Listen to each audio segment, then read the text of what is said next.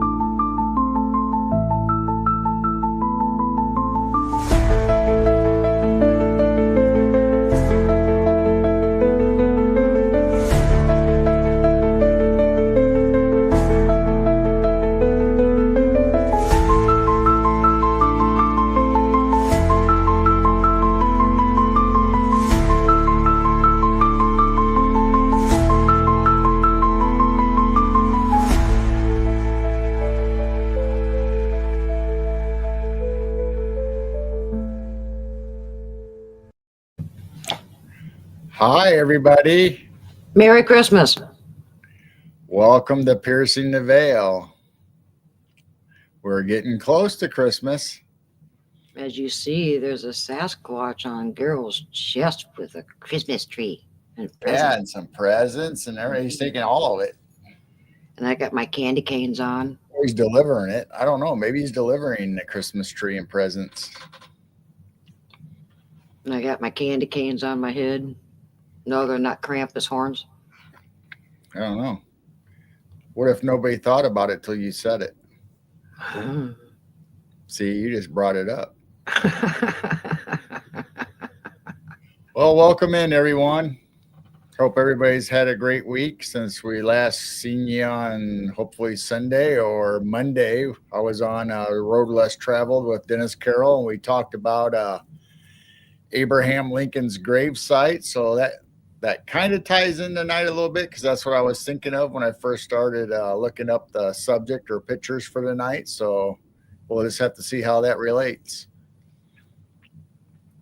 And we had some nice weather for a few days. Now it's dropped. Yesterday was 30s. Today was 20 something. Tomorrow's supposed to be, I think, 18. And that's Fahrenheit. Yeah. So if you live in Celsius, figure it out what it is. It's freezing. So we went out for a hike the last couple of days, and the second day was like 29 degrees, 30 degrees, something like that Fahrenheit. So it was a little chilly that day. Hi, Ida. Hello, Blazer. Blazer, Ida. Aw, he bought another sweater for his girlfriend. Couple Oh. more weeks, dude. Couple more weeks. I hope you got mittens and gloves and everything else for her, too. I think we can add Christmas sweaters and stuff to our shop, but I'm not sure. I thought I saw a thing about adding the ugly Christmas sweaters and regular Christmas stuff. So I don't know. I haven't looked at it yet. They would only have a couple weeks to order it. They probably wouldn't even get it before Christmas. Yeah, I don't know.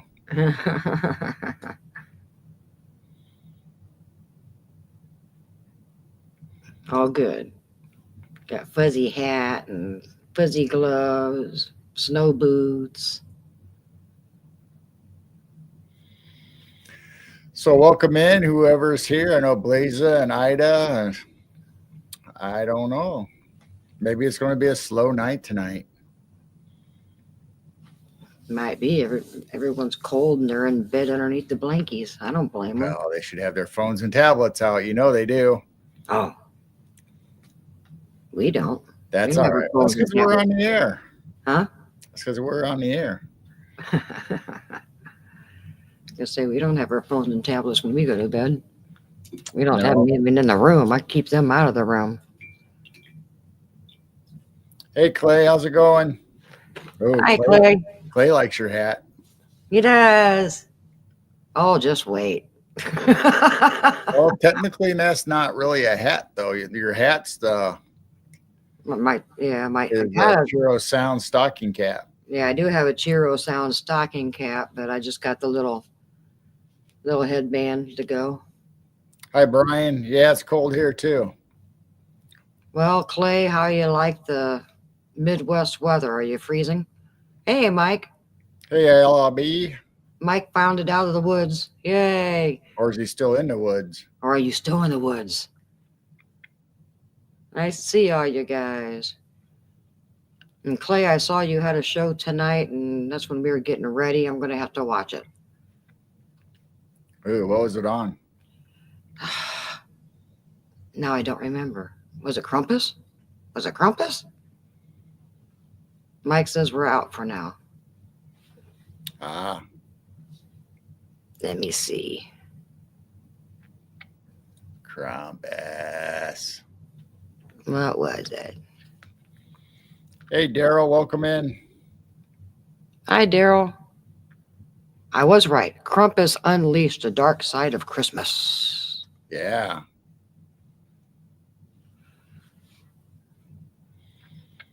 I can't pronounce that. What is that? It's the German Krampusnacht. Krampusnacht. Krampusnacht. Krampusnacht. It's Krampus. And then whatever notch is in German. Well, hopefully Mike's thawing out. He was out when it's snowing and freezing in Ohio. I think everybody has the cold weather right now. It is cold. We even It have is. some snow on the ground. Yeah, we had some flurries overnight. I mean, we already had a first snow, a light dusting, and it didn't last long, obviously. And woke up this morning, we had another dusting, and it snowed a little bit throughout the day, but the big snow isn't here yet. I don't want that. Blazer's keeping the big snow. You can have that out in Montana.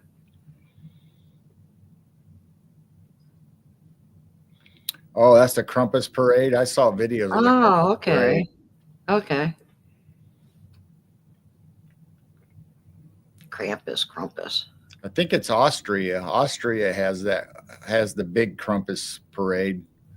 I think it's Austria. Somewhere over there in Germany in that area. Is he riding a sleigh and comes in at the very end like Santa? I don't know. I think it might be riding goats or something. A big giant goat. Notch is night. There you go. See what a educational learning channel this is. Right.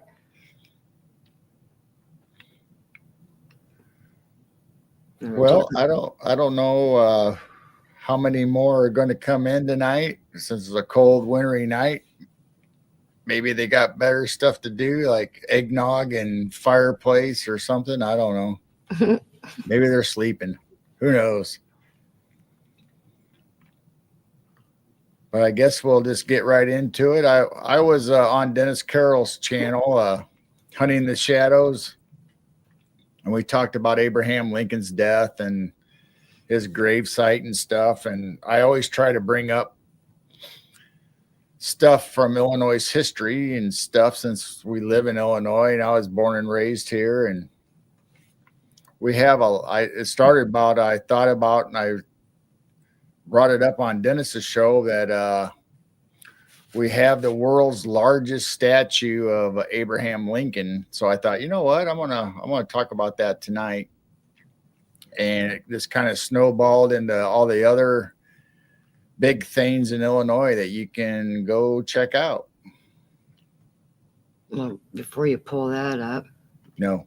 Brian says the cold put a natch in my Krampus. And Blazer, you're warmer than us again. It's 34 there. It is currently 12 degrees here. Wow. And that's not wind chill. I don't know. I think the wind chill, let's see what the wind chill is. It feels like 5 degrees right now. Oh my goodness. It was 34 the other day when we went back out and did another quick little hike. And I thought that was cold. Wow. Daryl's getting rain. Well, we got some snow. Huh. All right, so where is this located? This is in Illinois. This is down there, I believe, there's one in Ashmore and there's one in Lincoln, Illinois. And I think this one is the one that's in Lincoln. How tall is So it? this is right here. This is a regular person Yeah. or a regular little carving of Abraham Lincoln. So you can see how tall that is. I mean, that's huge. Do you know how tall it is? No, not right offhand. I didn't see that information. Wow. It is tall, though. I'm assuming these poles are probably 12 foot or 10 foot or 12 foot tall. These poles right here. Mm-hmm. And then his finger is over top of the trees, however tall those trees are. Wow. By this picture, anyway. Blazer's looking up on Google right now how tall he is. Oh, wow. So there's several Abraham Lincolns in Illinois. So I think this is another shot of the same one above that gazebo, just a different direction. Yeah. Either that or they moved. Maybe they moved them. They might have put them somewhere else, but I think that's the same statue. See, I was right. I told you. Blazer Googled it.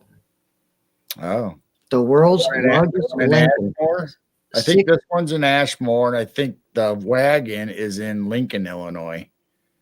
62 feet tall, weighing 9 tons, and was created in 1968. So I think this wagon one is of Abraham Lincoln, and I think it's in Lincoln, Illinois. Ashore.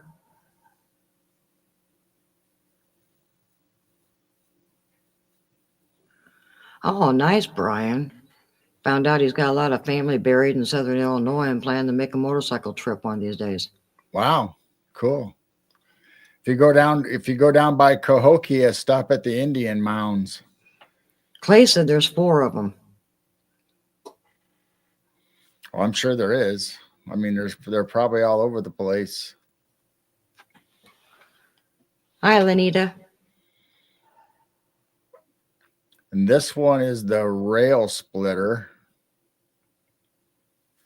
That's supposed to be Abraham Lincoln before he became a lawyer and all that. He used to split rails. Should that be the second one out of 4, maybe? That's the third one. Mm. Well, if you count the wagon, this is the third one. Oh, okay. So I don't know about the fourth one. Rail splitter is 30 feet high.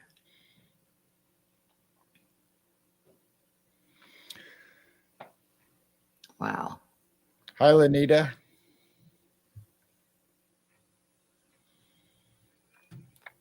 The rail splitter covered wagon, recognized by the Guinness Book of World Records as the largest covered wagon in the world, it is located at the front lawn of the Best Western Lincoln Inn, Route 66. Welcome in, Joanne. Yeah, she says she saw Abraham Lincoln statue at the 64 Wow. World's Fair. Cool. Nice. That would have been neat. Gibson City, Illinois, Brian says. Oh, wow. So this is an antique mall. Whoops.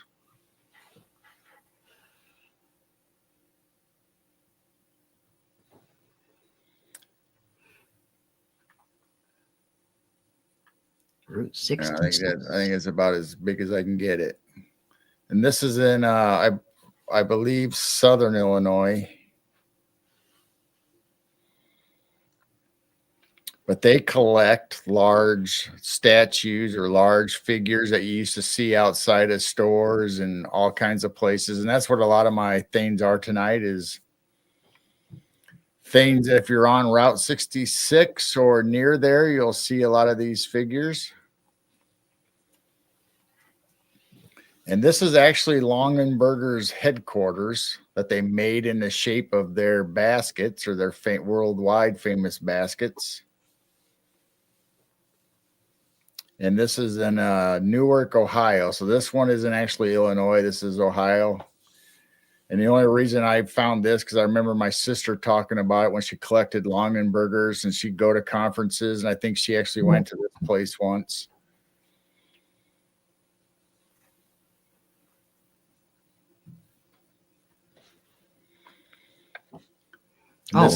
This is another one that's outside of Illinois. This is the what is it? The Louisville, Kentucky, Louisville Bat Museum, and that's the world's largest baseball bat.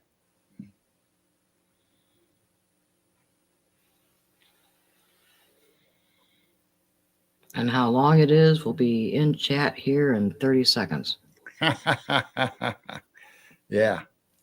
Some of them I have that information just because where I went to check out these pictures or found them, they had them, but this particular one didn't have it. But we got quite a few bats that are big. So this is their largest bat, and this is in Casey, Illinois. If you go to Casey, Illinois, they have what they claim is the world's largest everything. I mean, there's like 30 or more things that they have in this town on display like this that you can go get your picture taken by or just have it. So that's Casey, Illinois, and you can see that on the back of that. Casey, Illinois, right up there. We did miss one. What? Wasn't that sitcom from Canada you watched all the time, Corner Gas? Corner Gas, yeah. Gerald, you need to watch the Corner Gas episode where they made the world's biggest. Oh, it's hilarious. You remember that episode? Biggest what? HOE? I don't know. I thought I watched every episode. I don't know. I like Corner Gas, though.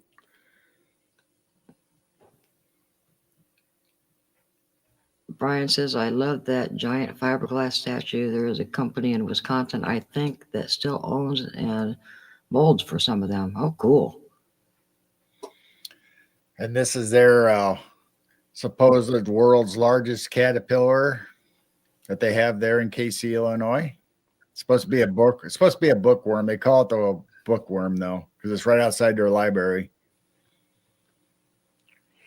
He's cute. Yeah.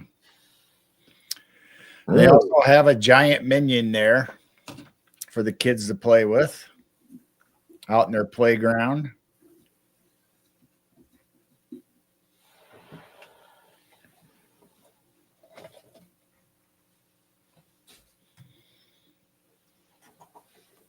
There's another picture of them. But Casey, Illinois, these pictures are all from Casey, Illinois. So if you ever get to Casey, Illinois, there's their world's largest #2 pencil. It is big. It's large. It's long. I mean, look, there's a picture of the kids with that pencil. And it's got to be a #2. That's right. Hi, Moon at Noon. Hi, Moon at Noon. I need to spell check before go hit and send. There's their version of the world's largest taco, which is outside of our restaurant there in Casey, Illinois.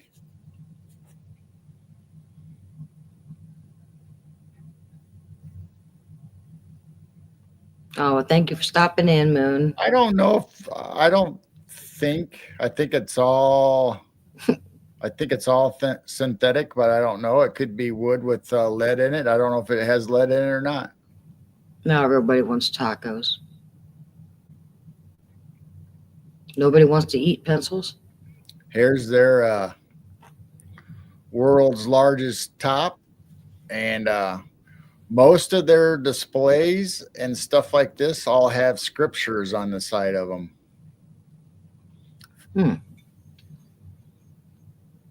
There's another view of it.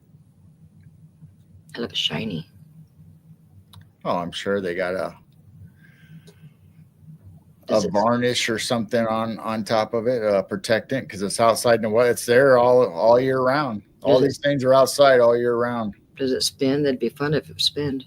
Oh, that would be cool. Hi, Judy. Hi, Judy. We're talking about the world's largest things, and I didn't go very far outside of Illinois because there were so many things in Illinois. I decided to stick around my home state. But if you travel up and down 66, you'll see all kinds of cool buildings and world's largest statues and all kinds of stuff. And there's the bank's world's largest, and it's considered a wooden coin. So kind of like the bar taverns where you used to get coins and stuff for free drinks or had advertisement. This bank made one up for their bank. And oh man, now everybody's making grilled cheese. Grilled cheese? Yeah. There's their largest yardstick in Casey, Illinois. So I'm assuming that measures more than a yard, except if it's bumped up the scale, it'd still be a yardstick, but just giant. Now, did they make all these, or did they purchase these around the country? No, well, some things they obviously purchased them, but I think most of them were made right there. Wow. There's their world's largest bicycle in Perry, Iowa. Wow. So there you go, Brian and Clay. You guys can go see the world's largest bicycle. In Perry, Iowa?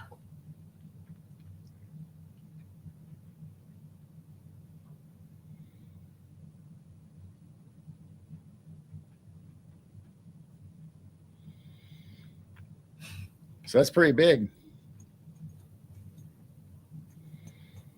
I don't know. I don't know how big that bike is or any of the dimensions on it, but it looks like it's taller than that building behind it.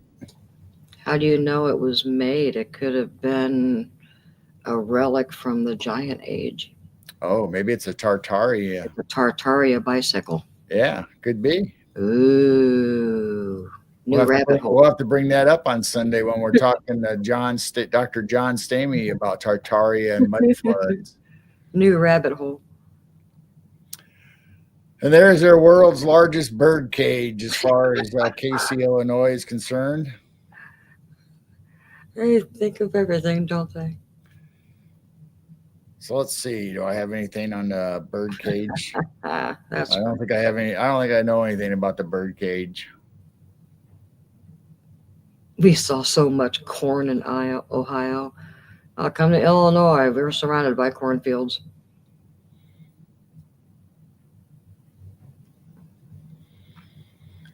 So Welcome in, Ninja. So there's a full-grown adult inside the bird cage. Ninja said it's perfect for Mothman. Oh, yeah, you could put Mothman in there. Clay said, tweet, tweet. It does remind me they should have put a Tweety bird in there. They could have had a giant Sylvester out there trying to reach it. And Grandma beating him over the head with an umbrella. That's funny. And that is supposed to be the world's largest dragon, or at least as they're concerned.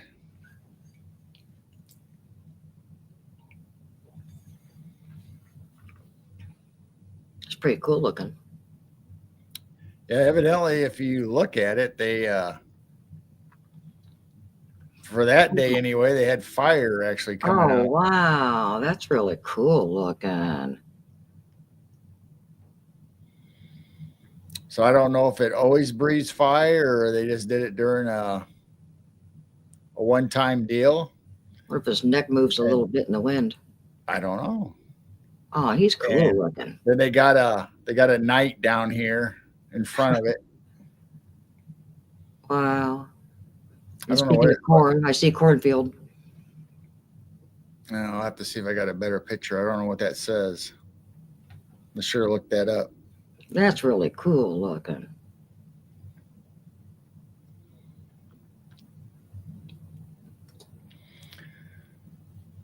So yeah, not only is it people and objects, but we got dragons and all kinds of stuff that they have the world's largest, or what they call the world's largest. I don't know if any of it's Guinness World Record. Some of it is, some of it's not. They just say that. I mean, just like you hear about the largest ball of string, and I think that one does have a Guinness World Record. And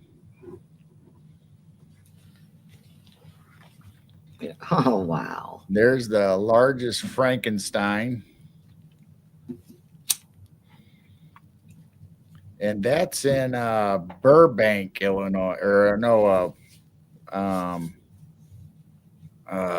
what is it? I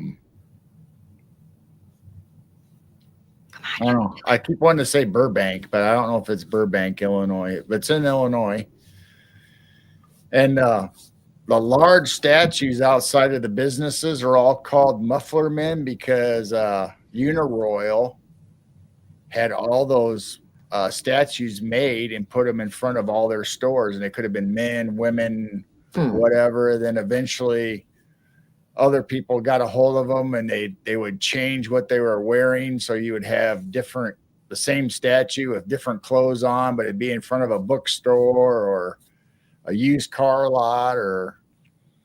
But this one's Frankenstein, and they consider this world's largest monster or creature, so it's not considered a human. So it wouldn't be considered a muffler man. It'd be a different species or subject. Clay wants to know why he has an axe. Because he's Frankenstein. I don't know. Makes him scary, I guess. Yeah, usually Frankensteins in the movies don't have axes or anything. I'm not so sure about the tie and the suit either, but I know he wore a suit jacket. Yeah, the tie was the first thing I noticed. I don't know about the tie. Yeah, I noticed the tie right away. Like, wow, that's a bright tie. Wow. So that's another picture of him.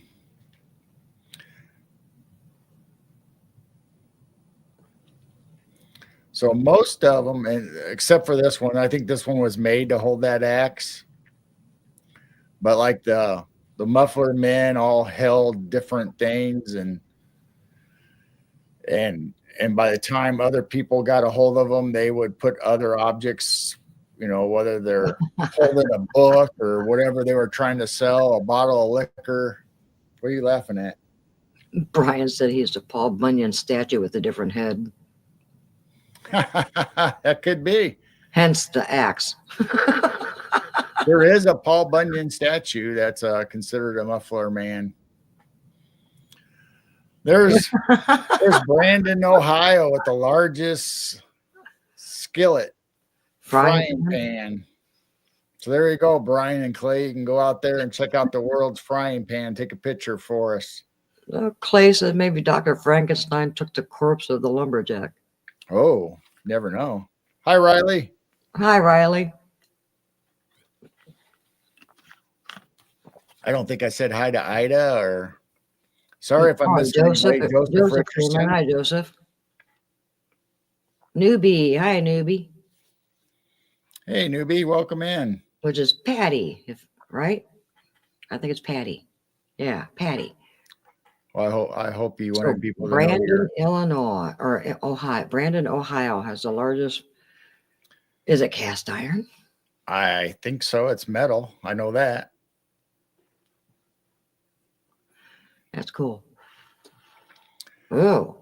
And there's the Gemini Giant, and that's in Wilmington, Illinois. And I lived in Wilmington, Illinois for a brief time when I was a nuclear security guard. I think I talked about that at one other show on Night Owl Lounge, where there was a certain amount of time, about 3 years. I was an armed nuclear security guard at the power plant. And this was at the launching pad. There's launching pad on it. Brian has a picture of his kids in the pan. He does. Cool. Yeah. So do you see how his hands are?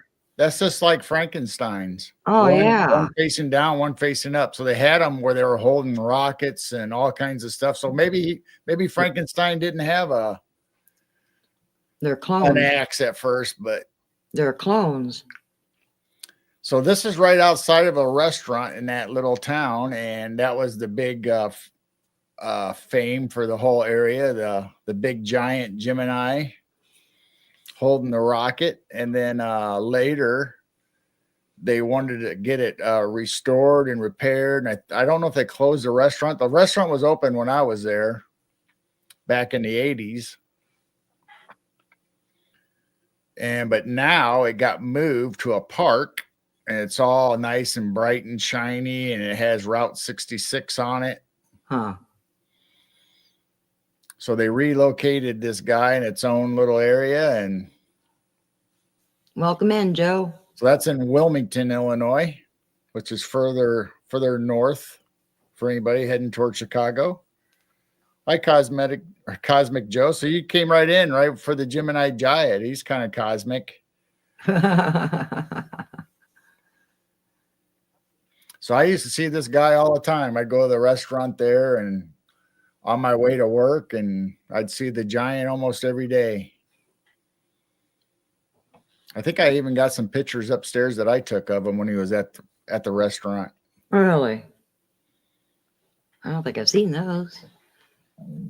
There you go. Brian just said we ate there because Brian would come up and visit me in Wilmington. Yeah, he said he had fond memories of you and Braidwood. Yep, Braidwood was the town where the nuclear power plant was, and there was a restaurant there that ate, and on their jukebox they had Switching the Glide on their jukebox, and nobody hardly ever had Switching the Glide, the song, on their jukebox. Good old jukeboxes. So that's in Wilmington, Illinois. All the Pizza Huts used to have the jukeboxes right at the table. So here's American Giants, and this is another place that Wow. takes in all the muffler men and all the different statues when places go under or they're being not used anymore, and so they save them and they restore them, and they have there's tons of them. You can see two of them right there, and they switch them out all the time and have different ones on display. And they have ones inside the building. So here's a little bit. There's a tiger that used to be on gas stations all the time, and they used to say, put a tiger in your tank. And there's a display of one of the things that one of the statues used to hold. I think it's a tomahawk because they used to have an Indian. That was a giant Indian. There you can see the gal and the guy, the heads for the giant statues. And so they almost all had the same faces. All these statues almost had all the man and the woman were all the same. And then the outfits were always different.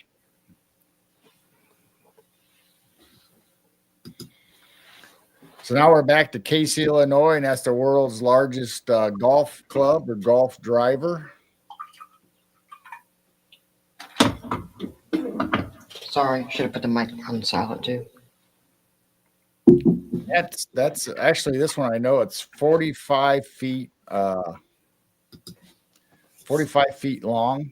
Oh, wow. And it weighs 731 pounds. 731 pounds.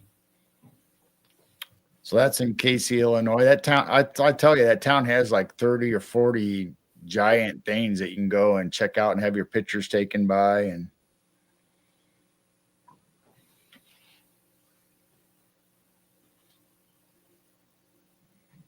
a giant mouse, fiberglass mouse statue. Basically, a custody battle for ownership. I wouldn't doubt it. These things are very collectible. Ooh, I would love to have that in our yard. Oh, So I'm cool. trying to remember the antlers. Cool. Wow. I don't think that's in Casey, but it could be in Casey. And that's like a machine shop or an implement dealer that has those. That's cool. I like that. What's the warning sign say? I never read it. No climbing the Oh, rack. do not climb the display. What does it say? Warning what? Do not climb on the display. Do It not. looks like it's a steel dealer for chainsaws and all that stuff. So Yeah, I I saw don't a good know. old Texaco gas station in one of those old photos. I went, wow. Don't see those anymore. This is in Casey, Illinois. It's the world's largest barber shop pole. Wow. What if that spins? I do not know. That's But you know it's 14 feet 7 inches tall and 3 feet and 11 inches wide. That's cool looking. I So bet there it's you go. If you ever want to see the world's largest barber pole, you can go to Casey, Illinois. because didn't all the old barber shops, didn't they spin? Yep, all the original old ones did. Makes me wonder if that spins. Wow, that's cool. I like the old building too. Yeah. Ketchup. That's the world's largest ketchup bottle. But you see how they spelled ketchup? Catsup.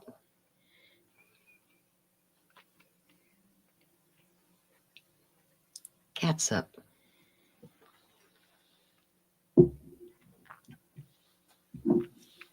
So that one, I'm trying to think if I have anything on that. It's in Collinsville, Illinois. And it's right outside a factory. I actually think that's their water tower,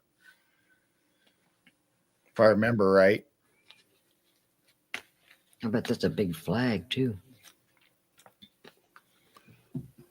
And I've actually drove by that by accident and just happened to see it.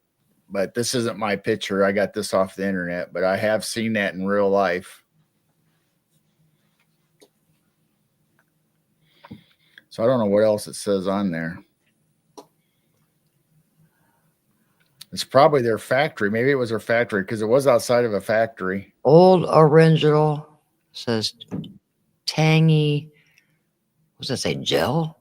Can't be gel. Tangy. Where are you seeing tangy at? Tangy is underneath ketchup, underneath the blue. Oh, right above the stripe. I think it said Tangy. EST for established. There's GST. probably a date or something. I don't know what. Oh, tangiest. Ah. So I don't know what it says. Tangiest ketchup. I see the word taste above the blue. Right I there. don't know. Something- everything tastes better. Probably better with old original ketchup. It's not ketchup, it's catsup. Yeah, that's in Collinsville, Illinois. Cool.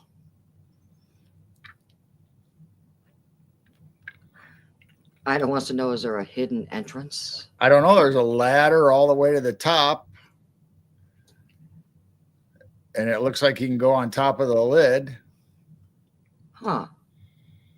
And I don't know if there's a hatch here, a door, or anything. I'm assuming, I thought it was like a water tower when I went by it, but I don't know if it is or not. Might just be the world's largest ketchup bottle. I don't know. Catsup. So there you go. That's Hi, I can't Scott. remember. I can't remember what highway this was, and I think that's how I saw it when I was going down the interstate. Welcome in, Scott. Hi, Scott. Look at the green. Oh, I missed the green. I don't like winter. So yeah, it says tangiest and all that stuff. So I don't know. That's pretty cool. I thought it was anyway. Neoma. Hi, Neoma. I am reminded of Petticoat Junction. Yeah, the big water tower where the girls would take their bath or go swim. I don't know if they went swimming or just took their bath in there. But with a food fetish twist. Yeah, earlier, 2 people mentioned grilled cheese. Well, yeah, because of the frying pan, probably. So there's another picture of it way up there in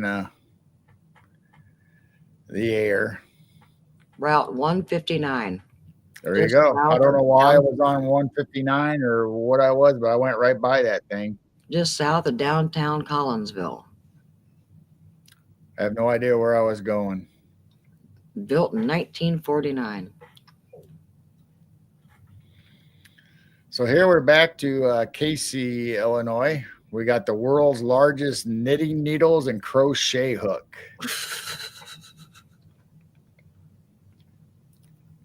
Wonder if they had to have a council meeting on deciding on what they were going to build. And so that says yeah, probably. So the needles are 13 foot, 0.75 inches long and diameter of 3.25 inches. wow. Oops. And that one says the crochet hook is 6 foot, 1.5 inches long and has a diameter of 7.6 or 3 inches. So there you go. If you ever want to see the world's largest knitting needles or crochet hooks, you need to go to Casey, Illinois. And this is in Southern Illinois. Right? Yeah. So I don't know, Brian, I don't know if if Barbie Benton was one of the Petticoat girls or not. I don't remember. I don't think so, but I remember seeing the 3 girls, but I don't know if one of them was Barbie Benton. Somebody's Googling it. You'll get the answer in 30 seconds. So if you don't want to go over to Italy and see the Leaning Tower of Pisa or Pisa, you can go here in Illinois and see it for yourself here. At the Leaning Tower of Illinois. No, it's what is it? Leaning Tower of Niles. I think it's Niles, Illinois. I think it's Niles. Oh, that's boring. I like Illinois better. Yeah, I think it's Niles, Illinois. And obviously it's not to scale as far as how big the original Leaning Tower is, but that's pretty cool. It's actually pretty tall, this one. Scott says, yes, she played Betty Jo. Oh, well, there you go. Tower of Pizza. Hi, Taft Derek Baker. Oh, hi, Derek Baker. Welcome in.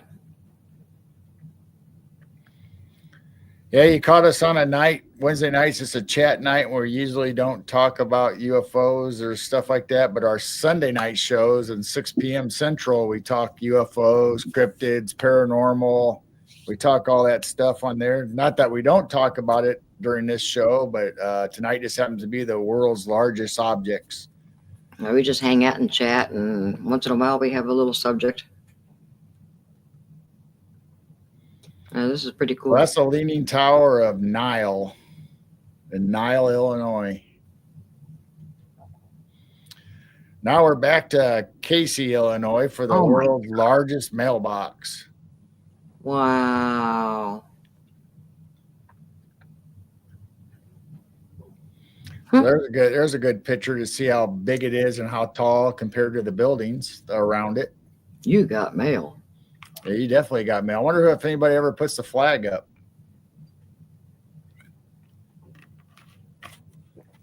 Because I know our postal service don't use the flag. And you can get a picture of you standing inside the mailbox. So there's a better front view of it. So it's pretty roomy in there. I think the world's record, or actually the world's largest, comes from the amount of room inside of this mailbox.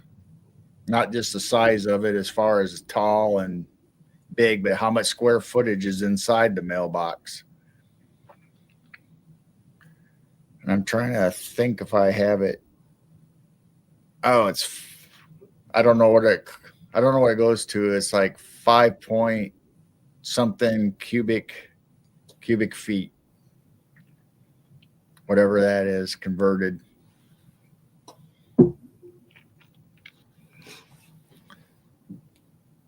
Also, they're still telling us Neoma said that Linda Kay Henning played Betty Jo Bradley. And Scott said she was the second one that played Betty Jo. Yeah, I'm sure they replaced him, but I don't remember Barbie Benton for some reason. So there's some young kids and a mother or whoever in the mailbox getting their picture taken.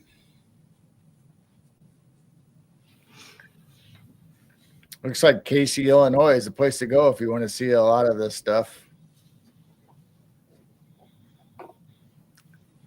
And there's a large mouse trap or rat trap. I don't know. I'm assuming mouse trap, but it could be a rat trap since it's that big. That's a big rat.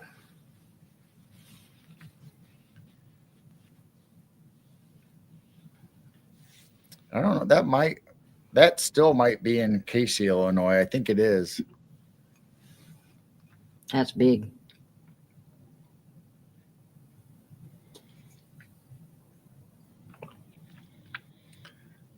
And this is an original muffler lady, but it's under the muffler man brand. This was at a Uniroyal shop. It was Peoria Tires in Peoria, Illinois. So that's I've been to that shop because my cousin used to work there, and they had it redone. And so she's been restored, and she used to have a bikini on originally. Oh. She didn't have the skirt and the top. She just had a bikini. Somebody complained? I don't know. They just now they change it so that clothing actually comes off, and Really? you can put different clothing on it. So for Christmas they might decorate her, and for Easter and Halloween and you name it, for the seasons. Summer they might put the bikini back on her. For winter they'll dress her up in a coat.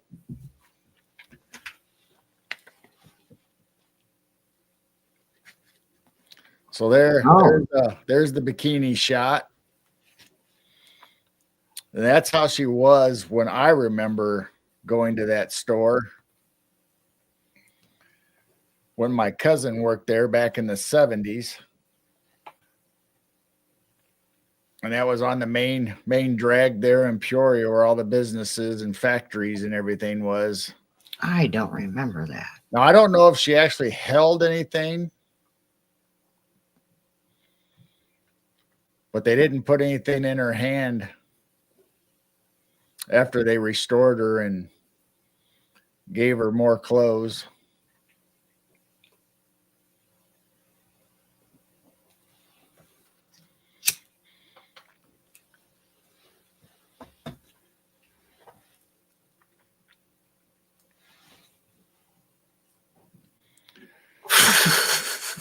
So here's the largest pink elephant So And it is. I think this is down at that antique mall in Southern Illinois. As you come out of St. Louis on 55, you'll see it along the road where they have a bunch of different large. So there is such thing as a pink elephant. Yeah. Oh, that's funny. So here's the largest pitchfork. And I think that's also in Casey, Illinois. It's like 60 foot long or something like that. And like almost 2,000 pounds. Because I do believe it's made out of, I think it's all made out of metal and a giant wood handle, I believe. So you can have your picture taken on the bench like you're being stabbed by a pitchfork. They should have they need Frankenstein in there because they used to take fire and pitchforks after Frankenstein. That's funny. Giant pitchfork.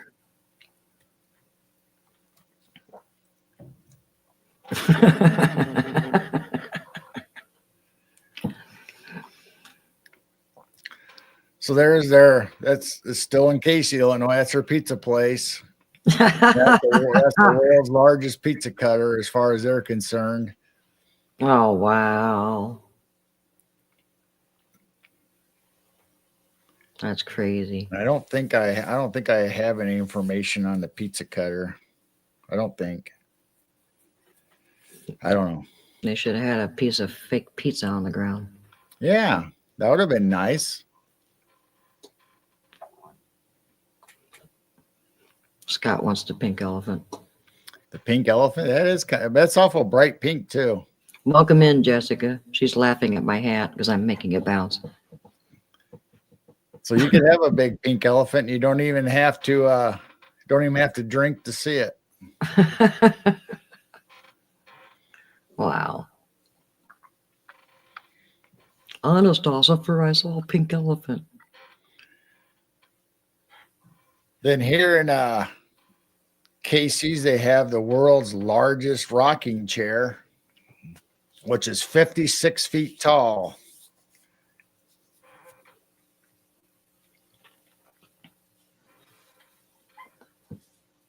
It's a Tartaria antique.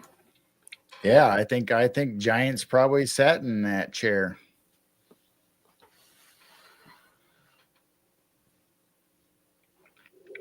So it's, 56 feet tall. I mean, that would be right. Look at it compared to this car. Yeah, for Bigfoot. Oh, Bigfoot. I think Bigfoot would even be small on that. Yeah. Once again, look at the green trees.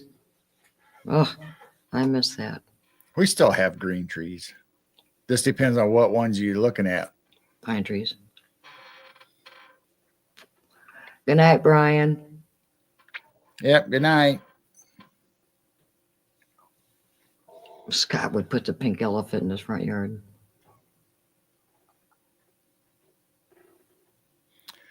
So there's another view of the world's largest rocking chair. So I'm telling you, Casey, Illinois is the place to go if you want to see all these large objects. But if you travel down Route 66, you'll see all the giants and all the other stuff. Oh, Superman. So this is in Metropolis, Illinois, which everybody knows if you watch the movies or comic books, Superman came from Metropolis. And there just happens to be a Metropolis, Illinois, and they have the world's largest Superman. Huh.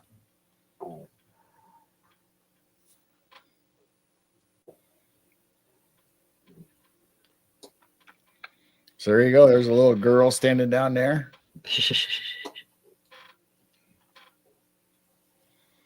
See how big he is compared to her. That's funny. Now the angle of the picture is kind of deceiving because it makes it look like he's taller than a building, but I don't think he actually is. But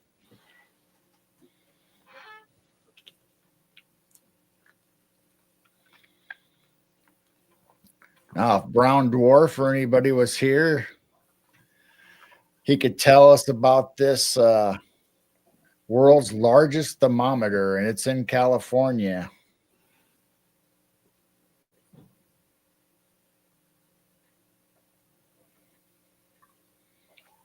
And I believe it's in Baker, California. And this is at a gas station or outside a business there in California, in Baker's. And there was a documentary. I think I saw it on Netflix or Prime. I can't remember how this guy took a chance and made this display, and everybody said he was nuts, all that stuff. Don't spend the money to make it. And it's an actual working thermometer. So whatever the temperature is outside, it actually goes up from the bottom all the way up to whatever. And they actually recorded the world record for 134 degrees for the highest temperature on that thermometer. And the whole documentary was how it went from over the years to non-working, sitting there doing nothing to actually get it refurbished, restored, and back to working conditions. So if you go by it today in California, you should be able to see it working. Eric Blazer said he saw it.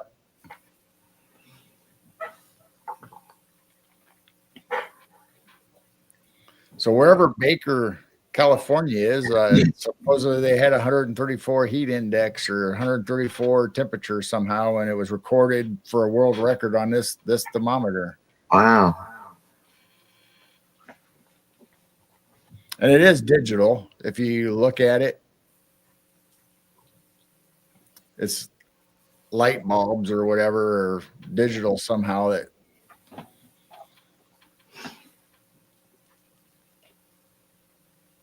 Yeah, they have 135, 130 something up here. So that must have been the world record when it hit the top, I guess.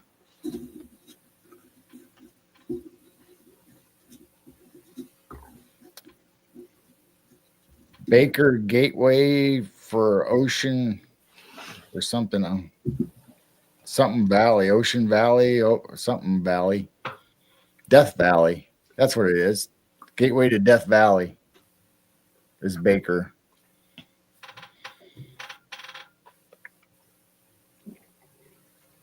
That's crazy. 134. So here we're back to Casey, Illinois for the largest swizzle spoon. We used to call them swizzle sticks. Now, if you notice, it says swizzle here.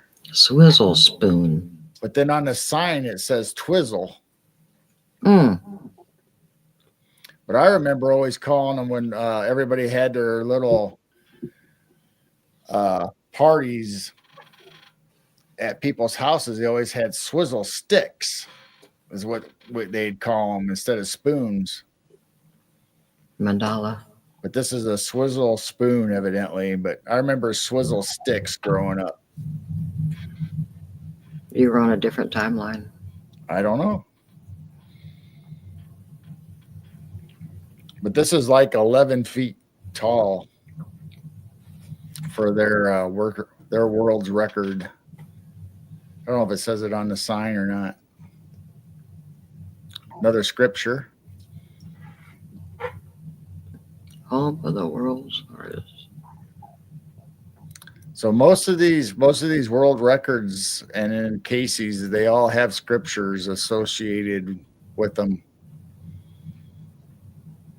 But it is next to a bar, it looks like. Oops.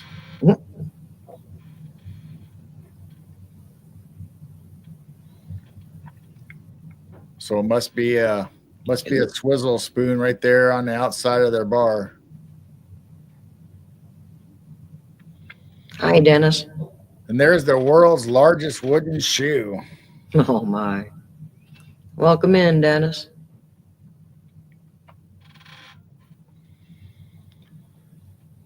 The Holland shoe. And I think that's the last one I have. So we went by them pretty fast. That's But it. they also have They also have the world's tallest wind chimes there. They got the world's tallest golf tee in Casey, Illinois, and I bet they have a Facebook page. oh, they definitely have a website.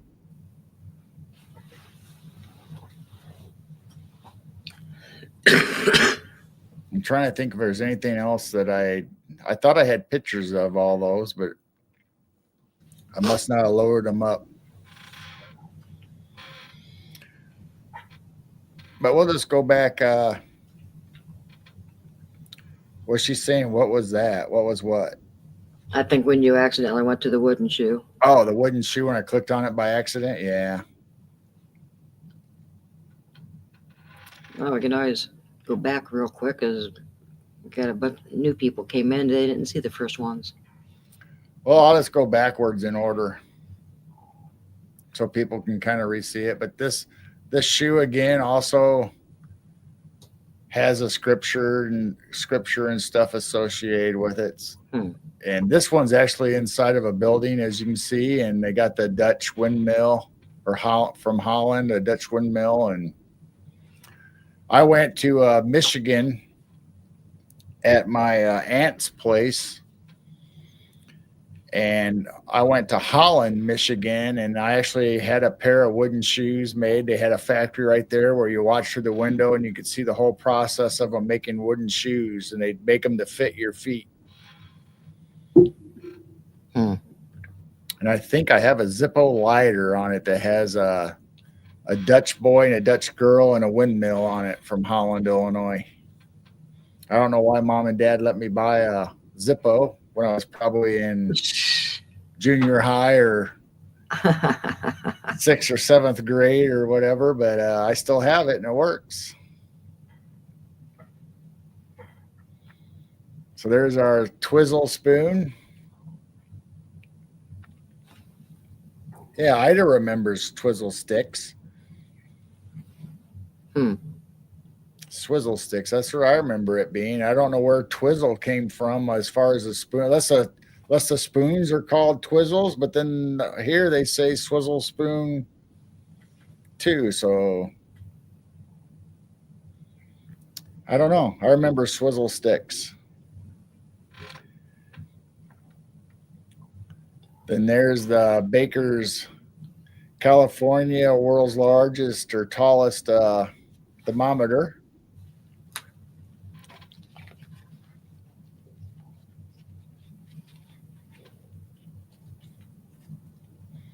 Oh, Dennis always wanted his own windmill.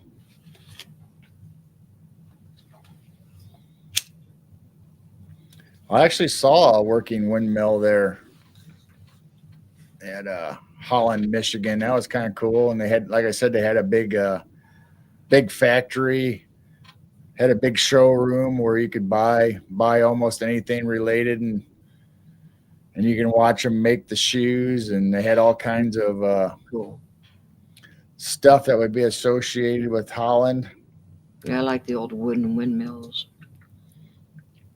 Then there's the largest or tallest Superman in Metropolis, Illinois.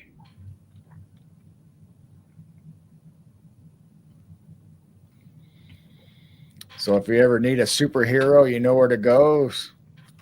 Go to Metropolis.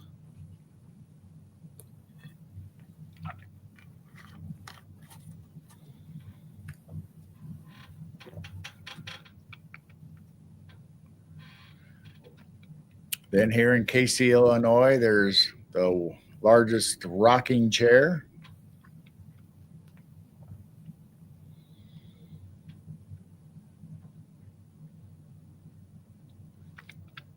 There's the world's largest pizza cutter, which is also in Casey, Illinois.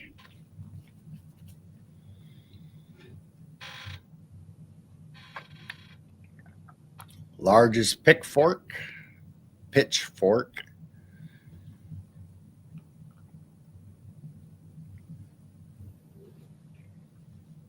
There's our pink elephant again. And that's down in, I think that's Atlanta, Illinois. I was thinking, though, it was I thought it was in Alton, but maybe it's Atlanta. But Alton, Illinois, I might be confusing it because our Illinois and resident giant, uh, Robert Waldlow, lived in Alton, Illinois, and he's in the Guinness Book of World Records for the tallest living man. So that's from Illinois also. So if you ever want to look up Illinois giants, you can you'll see Robert Waldlow's. And I worked with a gentleman that was his fifth cousin, 3 times removed. His dad was related to the Waldlow family somehow. So he had a bunch of pictures of Robert Waldlow he'd bring in or show me on his phone. There's always new stuff coming up about Robert Waldlow.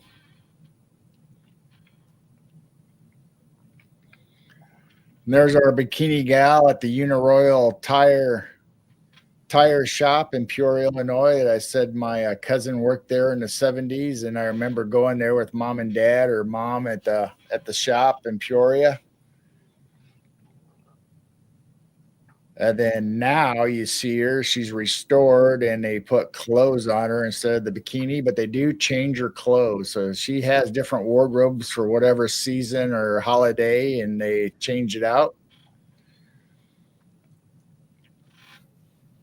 I don't know if they do it every season or every year, or they put new clothes on her for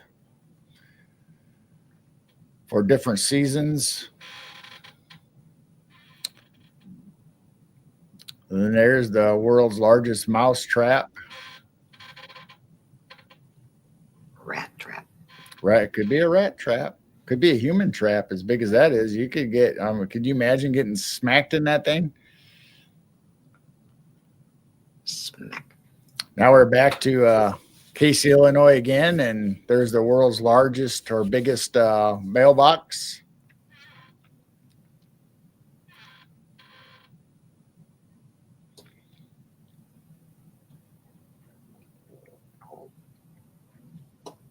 That is big, though. Look at the size of that compared to the buildings and these cars and the people. Yeah. Person inside of it right there.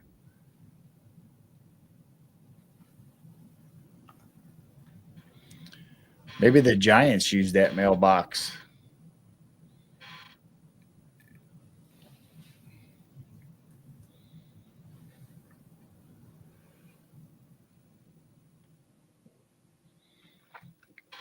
There's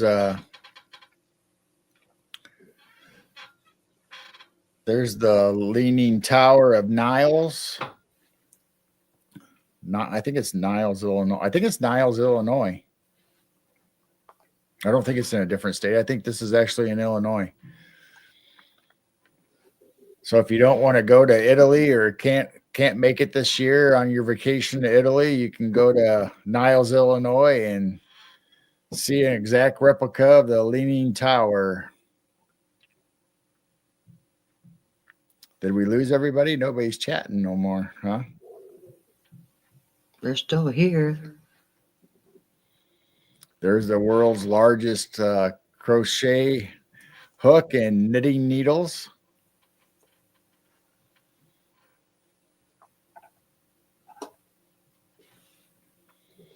There's our bottle of ketchup again, our world's tallest ketchup bottle. Catsup. Catsup. Catsup.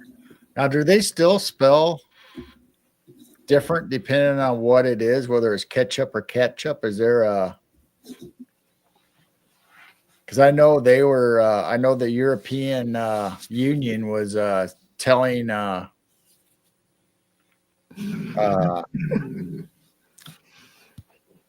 what are you laughing at? Neoma. Ah, yes. I was going to go to Italy, but I just lost track of time. Oh, well, there's always next year.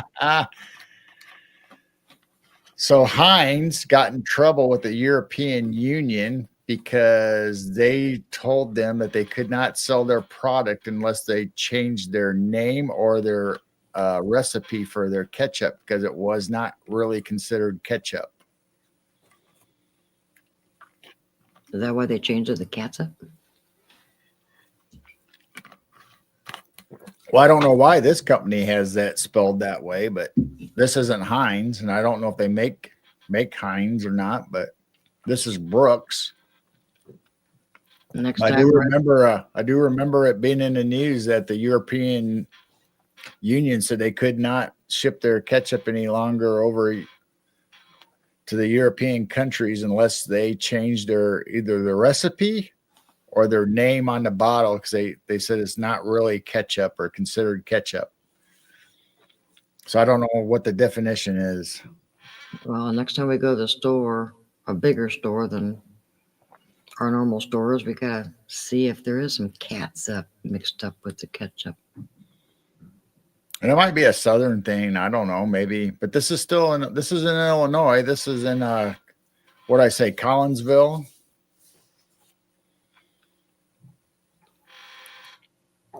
I don't remember. Then here's the world's largest barber pole, and that's in Casey, Illinois. 1111.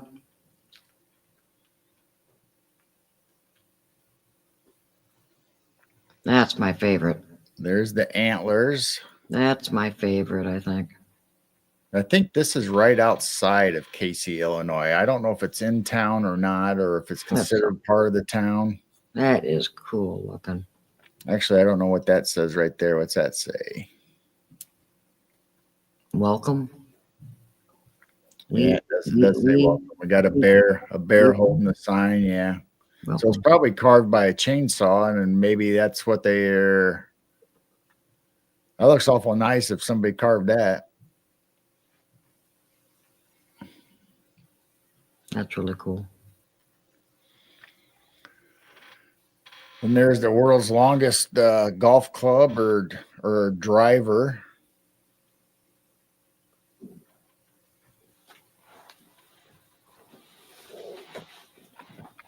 And that's in Casey, Illinois. And then there was the Giants, which this lady's head and this guy's head is usually the same faces that are all on the same thing. So if you noticed in that Peoria, Illinois statue of the Uniroyal lady at the tire shop, it's the same face, but she has black hair instead of the brown hair as this one does. But all the heads were replaceable, so you could change the heads and out on these statues and change the bodies out, and their clothes can be changed. There's a tiger that I mentioned before from the gas stations that you could put a tiger in your tank. And I used to have a button, a big button that I got from a gas station that said put a tiger in your tank.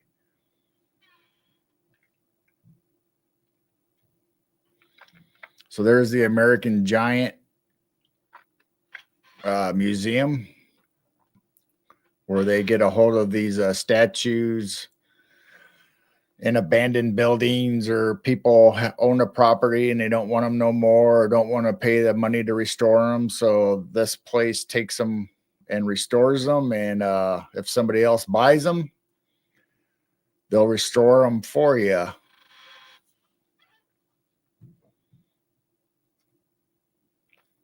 And there's the Gemini Giant from Wilmington, Illinois, which I lived in Wilmington, Illinois for almost 3 years when I worked at the nuclear power plant as an armed guard. And this was outside the launching pad. A little small mom and pop restaurant in Wilmington. And Wilmington wasn't very big. It was, I can't remember how many people now, but it wasn't a very big town. It was bigger than the town we live in. We have 2,400, 2,300 maybe in our town, but this was at the launching pad. So you can see the name right there. And there's a small mom and pop family owned restaurant. They had this. And then the other picture I showed is the same one. And I think they might have closed the restaurant it was open when I lived there, but I think here within the last few years they closed the restaurant down and they made a new home for the Gemini Giant and put him on. He's on Route 66 and he got restored. He's all nice and shiny now and ready for another 50 to 100 years or whatever these statues last, as long as you take care of them. So that's how I remember them, holding the rocket that said the launching pad on it.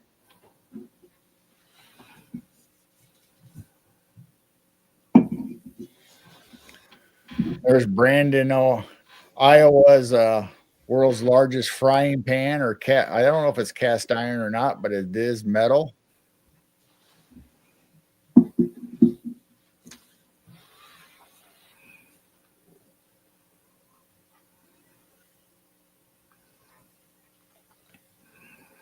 Oh, Oh no, just now I remember. Oh, That's probably true, Neoma, but I do remember them saying something on the radios about it being about the recipe, and they couldn't.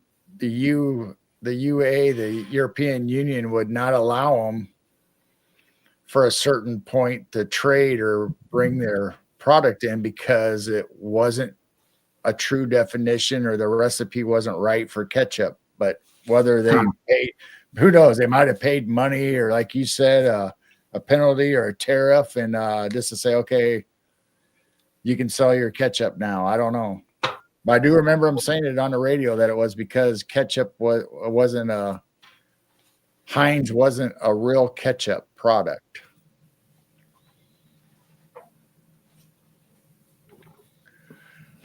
There's old Frankie, the tallest Frankenstein. They use different ratios of tomato, salt, sugar, and vinegar, but the recipes are very similar or very close. And this is in Illinois also. So you can catch it. And I think it's on Route 66. That ketchup on his axe? Could be. Or is it catsup on his axe? I don't know. I guess you'd have to go up and taste it to find out.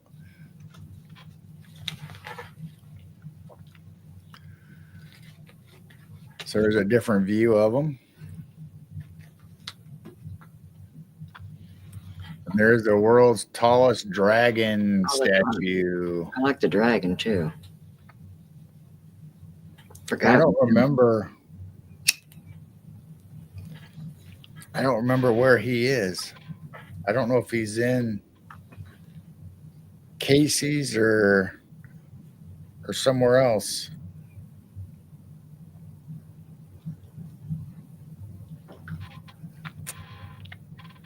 Look at that. Neoma's looking all this stuff up. Look at her.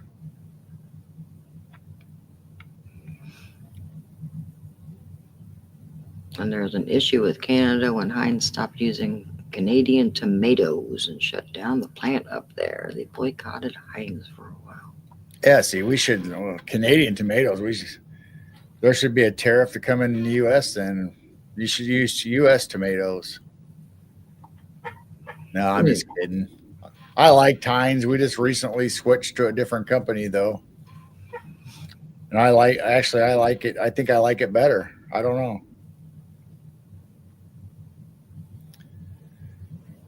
So there's the dragon actually breathing fire, the world's largest dragon breathing some fire.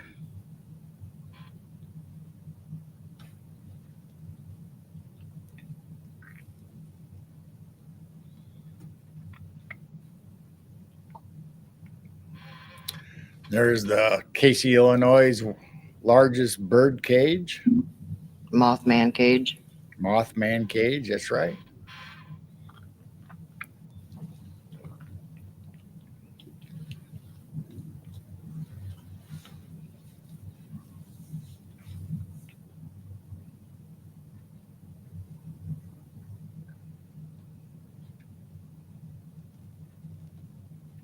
Yeah, it could have. I remember something about the European Union, but I mean, it could have been Israel and something else. Maybe I got the stories mixed up. I don't know. I know Heinz is in a lot of places and a lot of restaurants, and everywhere you go here in the U.S., it seems like it's always Heinz. I don't know about the European countries and Israel and uh, the Middle East.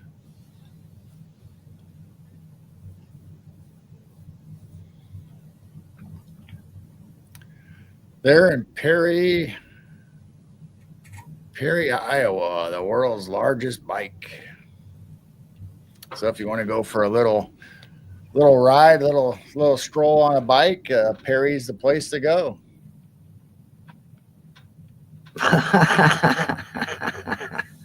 Neoma. What? All I know is that I got to let go of this obsession. Need to research every stupid detail in life. Well, that's a good thing, but I wouldn't worry about too much about the recipe of ketchup very much, but being a good researcher is really, really beneficial.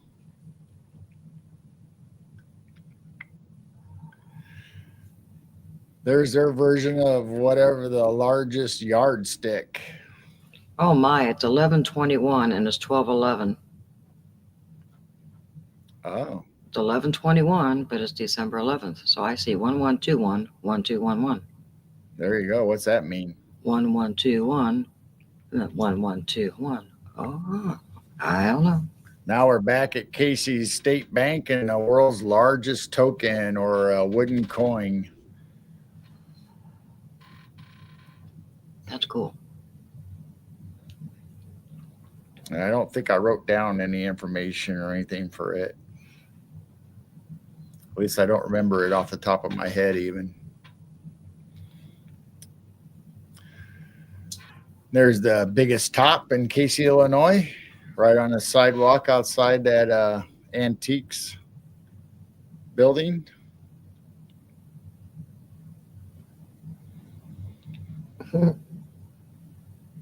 And I don't know. I don't know about that either. I'm sure it weighs so much and it's so tall or whatever. And if I had it in my head, I forgot already. There's Casey's restaurant with the biggest taco. Taco. Got tomatoes and lettuce and We're gonna have to eat when we get off of here. I don't know. I don't know what some of this might be considered cheese or something because they got lettuce and tomato.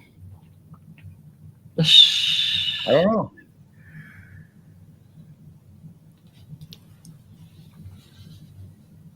There's a good one. What's that? Can't you read it? Oh, hindsight. It wasn't a good idea. Yeah, in hindsight.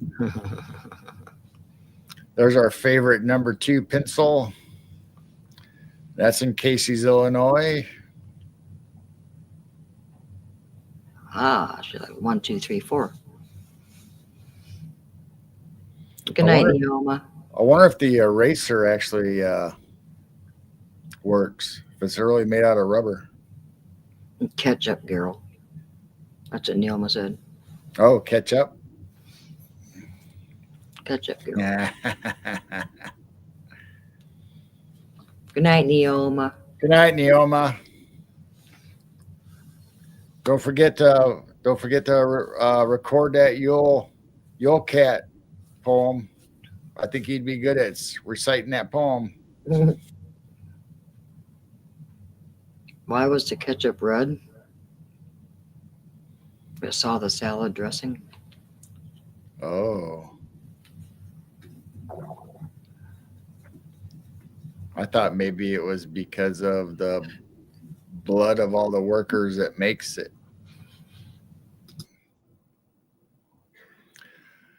There's their big minion. Minion. Is that Bob? I don't. Well, it's the one with the two eyes. The two. I think Bob has two. There might be Bob. Yeah, Bob. Can we read what it says on his? Oh, bigthingsmalltown.com. Bigthingsmalltown.com.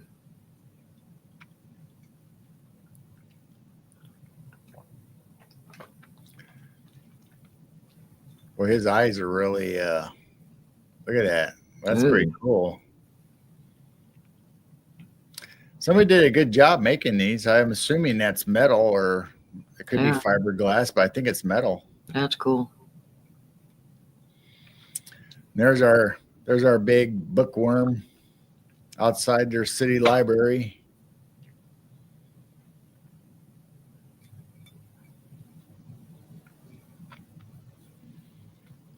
Oh, you know that name. I don't know if it's any relation, but Klein Memorial Library. That's spelled different though. Ah, the other one was spelled a C. Klein. Oh. Or is it IEN? I think it's EIN. Or IEN? I don't know. Eon. And there's their version in Casey, Illinois, the largest bat. I think this is a softball bat, so I think that's why they say it's the world's largest, because it's softball, not baseball. Because when we get to this is a baseball bat, not a softball bat. So this is the world's largest Louisville Slugger, which is right outside the Louisville Baseball Bat Museum. And if you go in there, I believe they have all the bats for all the famous baseball players throughout history that they made bats for. Oh, wow.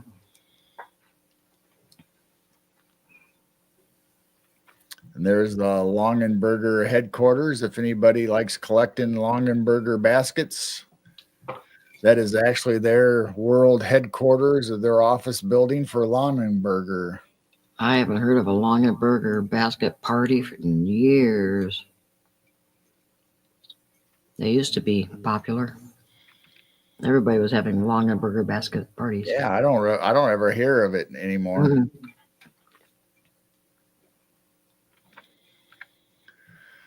So this is the antique mall that's on I-55 heading towards St. Louis as you go out of Illinois, heading down south. And this is another place just like that Giants museum or restoration place. This place also rescues the old roadside attractions. And so this tasty treat actually was on Route 66 somewhere and sold ice cream out of this giant ice cream cone. And welcome in, Derek. Yeah, hi, Derek.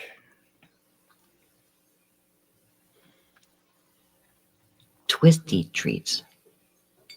That large basket is closed. They're out of business, Blazer says.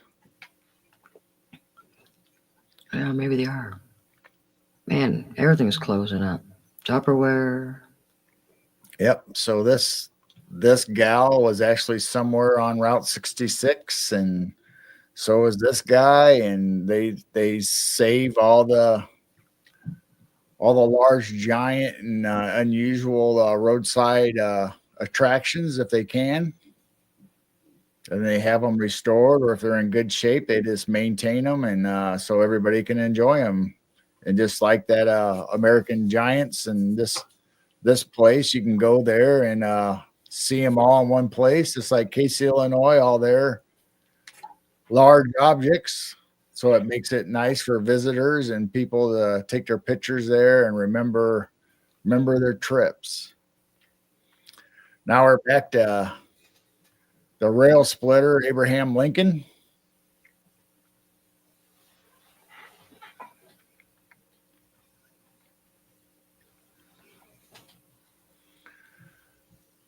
And then there's Lincoln's giant covered wagon with him sitting on the front. That's in Lincoln, Illinois,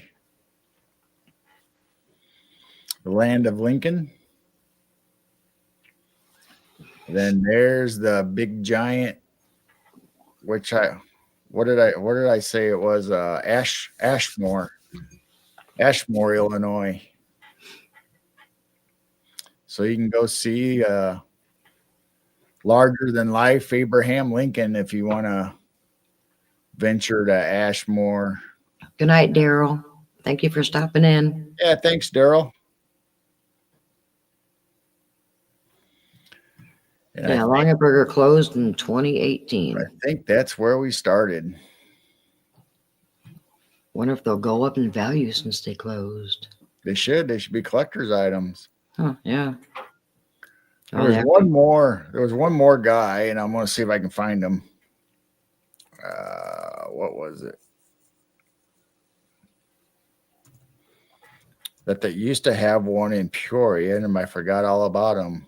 Yes, they were very expensive baskets. It's not, what is it? So you think of another statue? Well, it was another big, oh, that's what it was. I typed in the wrong thing.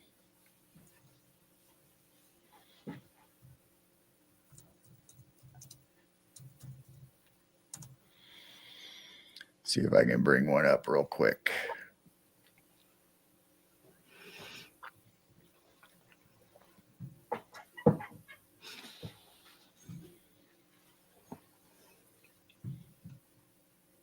See if I can do it.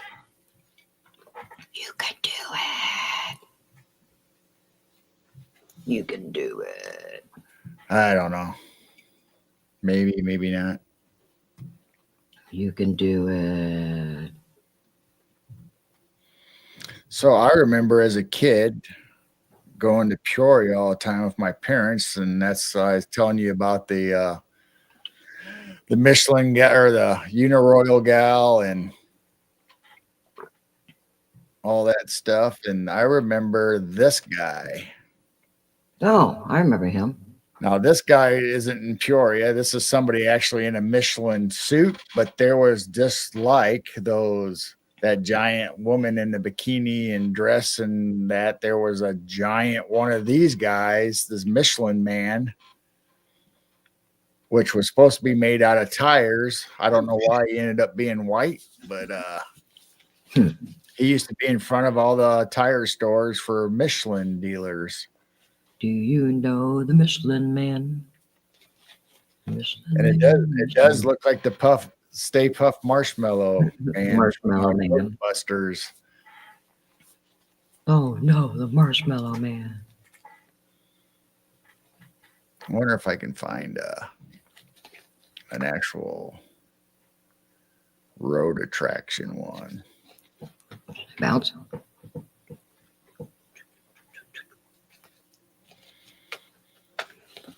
But they used to have him right outside.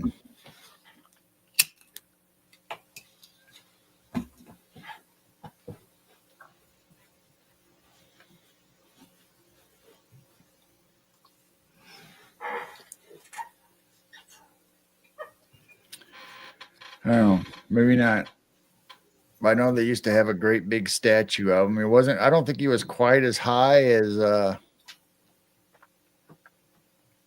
the Bikini Gal or Bikini Gal. Any of the other ones, but he was pretty big and he was outside their stores as a display all the time.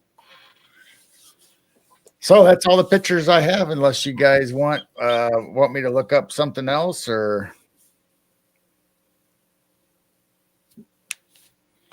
want to change subjects and hang out a little while longer. We've been on for an hour and a half. We can just sit here and watch me bounce.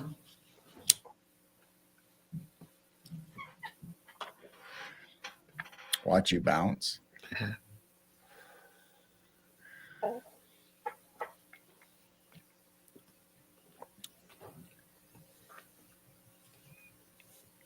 Yeah, I remember some of those with the cloth interior. What had a cloth interior? Some of the Longaberger baskets. Oh, they had liners. You could buy. I think they came. You had to buy the liners separate in some of them. Otherwise, they were already included in the price if they showed them that way. But most of them, I think they figured out later that they could sell an additional piece to go along with the Longaberger. So you had to buy those liners, and you'd have different patterns and different colors for them to go with the scheme of your house or whatever room you're putting them in. Mm-hmm. Well, I think most of those women, probably like my sister, figured out that since she already knew how to sew and made stuff like that anyway, she could make her own. Ah. So that probably didn't last long.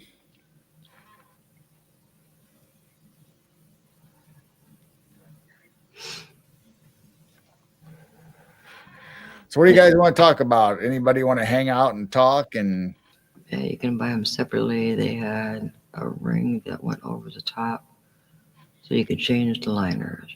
yeah, it's just like Tupperware. It's in the fork. Any of them brands like that, they would come up with extra stuff that they can add on or upsell you to different models, different colors, different whatever. And Longaberger was really good at that as far as making the different shapes. I remember how many different sizes and shapes, and depending on what you're going to use the basket for, it could be round, it could be square, it could be rectangle, it could be long. They just had all kinds of shapes. But wait, there's more. But wait, there's more. That gets us back to like the Ronco info commercials on all their what was that? The fishing pole that used to fold. I think we had a couple of them over at Mom and Dad's. Probably worth some money. Good night, Riley. Or Good night, Riley. Riley or Ron. Riley, Ron. Riley? Riley, Ron? Huh. You had a good night's sleep. So is that two separate people, Riley and Ron? I don't know. Well, I bet that picnic basket was expensive, Judy. But that thing was big.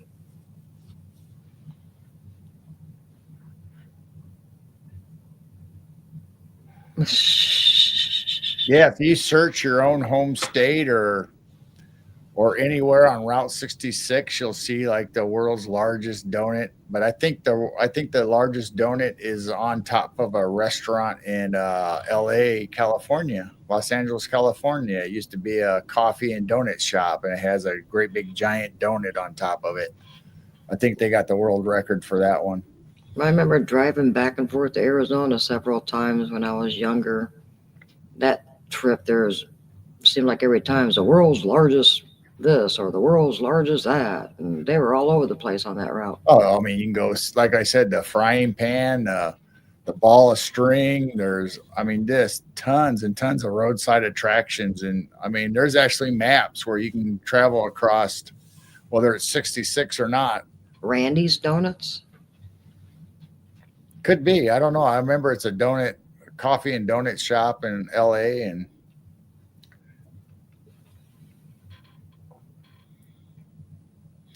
but if you can think of it, there's probably a world's largest or some kind of statue for that along one of the highways here in Illinois, especially Route 66. I just thought it was interesting, just to pass time. And I had a connection to what I was talking about, the Illinois, about Abraham Lincoln. Then I started thinking about that Gemini giant that I used to see all the time when I worked up there in Wilmington, Illinois. And then it just kind of went on from there, thinking about Route 66 and all the giants and all the roadside attractions. And I'm sure there was probably 100 more photos or pictures I probably could have downloaded, and I picked all the Illinois ones I could, and a couple of them that were just kind of weird outside of Illinois. Well, just think if you and Dennis get stuck one time and say, oh no, what are we going to do tonight? You got something already planned. Yeah, how about this? Now for something completely different. But I thought it was pretty cool. I mean, all that stuff in Illinois. I mean, most people probably, I mean, a lot of people who live in Illinois probably don't even know that there's the largest Superman and ketchup bottle and all this other stuff in Illinois. You can go check out, go take the kids to Casey, Illinois, and let them take their pictures by the pencil and the top and the rocking chair and the mailbox. And oh, huh. Patty, well, we might just pop on Christmas night. She was wondering if we're taking the night off in a couple of weeks because Christmas is on Wednesday. We're probably not going to do anything. We could pop on and, you know, see who is on, and everybody's back home from their holiday. We might have some people pop in, so we might pop in. Yeah, we did Christmas. I think we did Christmas Eve and Christmas or New Year's Eve last year. We celebrated every time zone all the way through the U.S. We stayed up, I think it was like 8 hours, or we were on for 8 hours or something. We might have to do a Christmas Eve too then, because Blazer wants the Santa tracker again. That was fun last year, doing the Santa tracker. We didn't get in trouble for the Santa tracker, did we? No. We didn't get in trouble. Well, I don't know. It could have been. We got a couple restrictions. Some of the games probably.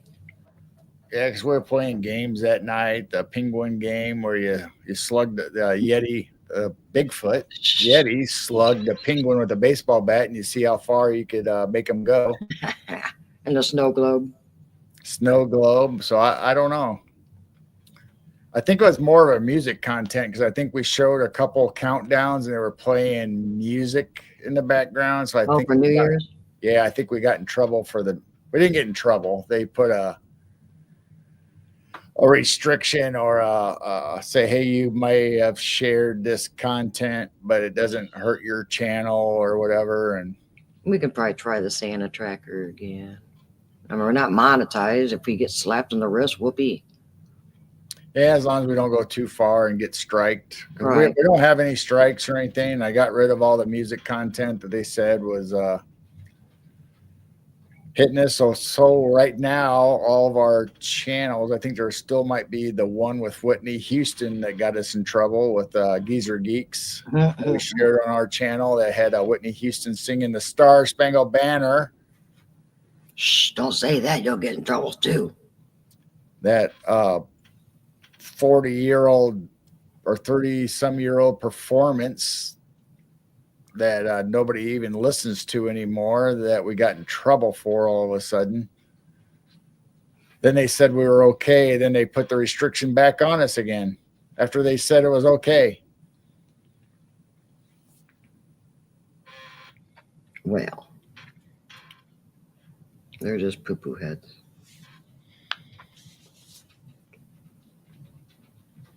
Oh, shoot, that's probably way down there, ain't it? Not sure about that hat. It's kind of distracting. Yeah, don't go too crazy. Need to put some lights on it. I can go back to my candy canes. Get a little battery pack and put some Christmas lights on that thing. Mouse. Trying to find something, and it's probably way down there. Yeah, maybe it's right here. Here it is. So all of you that are still in our chat and hanging out, watching our show, this Sunday we're going to have Dr. John Stamey, and you may have seen him on Jessica the Cryptid Hunter show, and you might have seen him on what are some of the other shows? I don't know, too many. He's been on tons of shows. He's been on documentaries. He's got great author and novelist, and a lot of documents that he's researched for UFOs and Tartaria and old civilizations. So he's going to be on our show Sunday night, and we're going to be talking about Tartaria, mud floods, lost civilizations or old civilizations. So we're going to hit the whole gambit on that subject and maybe more. You never know where we'll end up going down. Yeah, we announced another guest, but our guest for Sunday had to back out, which was very understandable. Yeah, stuff And comes up. I mean, we things tend come to up all the time. book people little too far out in the future, and you never know what happens. People have family Right. emergencies. Well, People have it's Christmas illnesses. They time. get sick when it's about time for them to come on our show. So Right. Well, it's Christmas time. Her daughter had a recital and stuff. And I thought, yeah, "Hey, so that's there's understandable." a family obligations and Yep. stuff that comes up, and we understand, and we So try we to got find somebody else to replace. And this week we were able.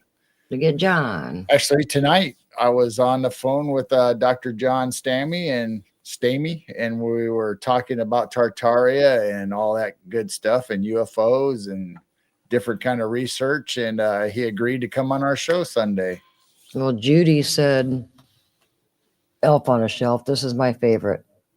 I buried the elf on a shelf in my litter box." Yeah, that's a bad kitty. He's a bad kitty. Bad kitty. He don't like the elf on the shelf either.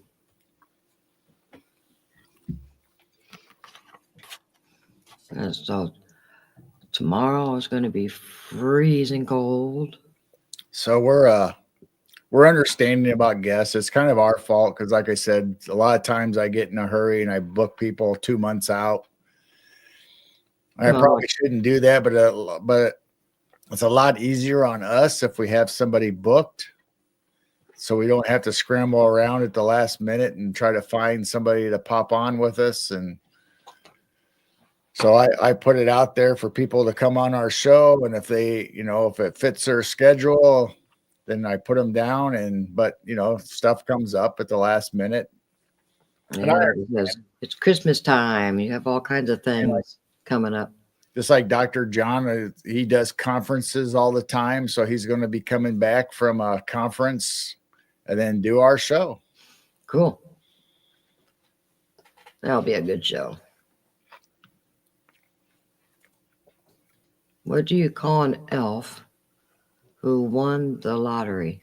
Wealthy. Yeah, Derek set up his elf on a shelf. Well, we didn't do Elf on a Shelf. We had other elves that me and Taylor and you used to hide and move around. We had creepy looking elves that was kind of like an elf. Actually, I think it was before Elf on the Shelf. They were sweet. Weren't they from the Norwegian or the Swedish catalog? I ordered them out of.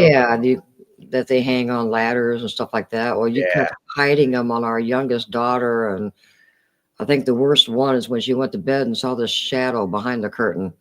And it was the elf. Yeah. the sun or the light shined through the curtain and showed the shadow of the elf. And she couldn't figure out. She knew there was one somewhere, but she couldn't figure out where it was. Couldn't see it. Couldn't till she was in bed. We put it in the bathroom. But yeah, I think she came running in the room because that's not funny, Dad. Because I saw since then that other people take like baby dolls and tape them to the outside window. So when in the morning when they open up the curtains, there's like a creepy baby doll. That's horrible. Sitting there staring back. That's bad.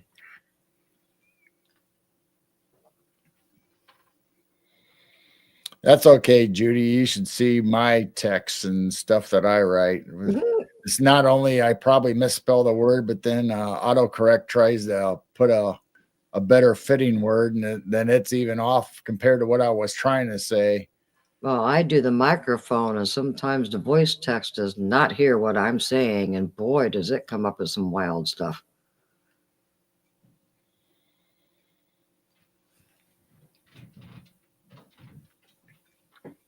Yeah, I was in the elves. I'm pretty sure before the Elf on the Shelf. Yeah, I don't know. Yeah, we got little elves all over the place. Well, we got gnomes now. So yeah, now then we got into the gnomes. Now we have gnomes, little gnomes up there. See, my family on my mom's side was Swedish. I like the gnomes. 100% Swedish. My mom was, and so traced back our heritage and our ancestry, and kind of got into the Swedish and Norwegian gifts. We got a Christmas tree with some Norwegian Swedish ornaments and all kinds of stuff, and some God Jewel, which is God bless in Swedish or Norwegian, and got some ornaments that say that and different stuff. So that's how all that started. Oh, Blazer. Retards. I don't think you're supposed to say that word anymore. Yeah. You're not supposed to say that word anymore. But I can relate to that. Why? You're retarded? I don't know.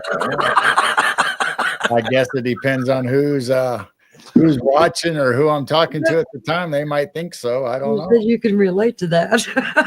Well, that's what I meant. That's what I meant when I said it. But it's like, I don't know. Maybe there's probably plenty of people that think I am.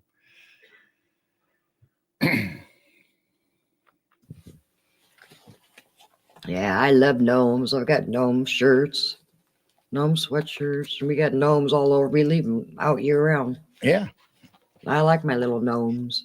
So there's a little better view of Your Bigfoot. my Bigfoot with the presents, and Let's see. I got a moose. she got moose. I'm wearing my moose and my moose pants.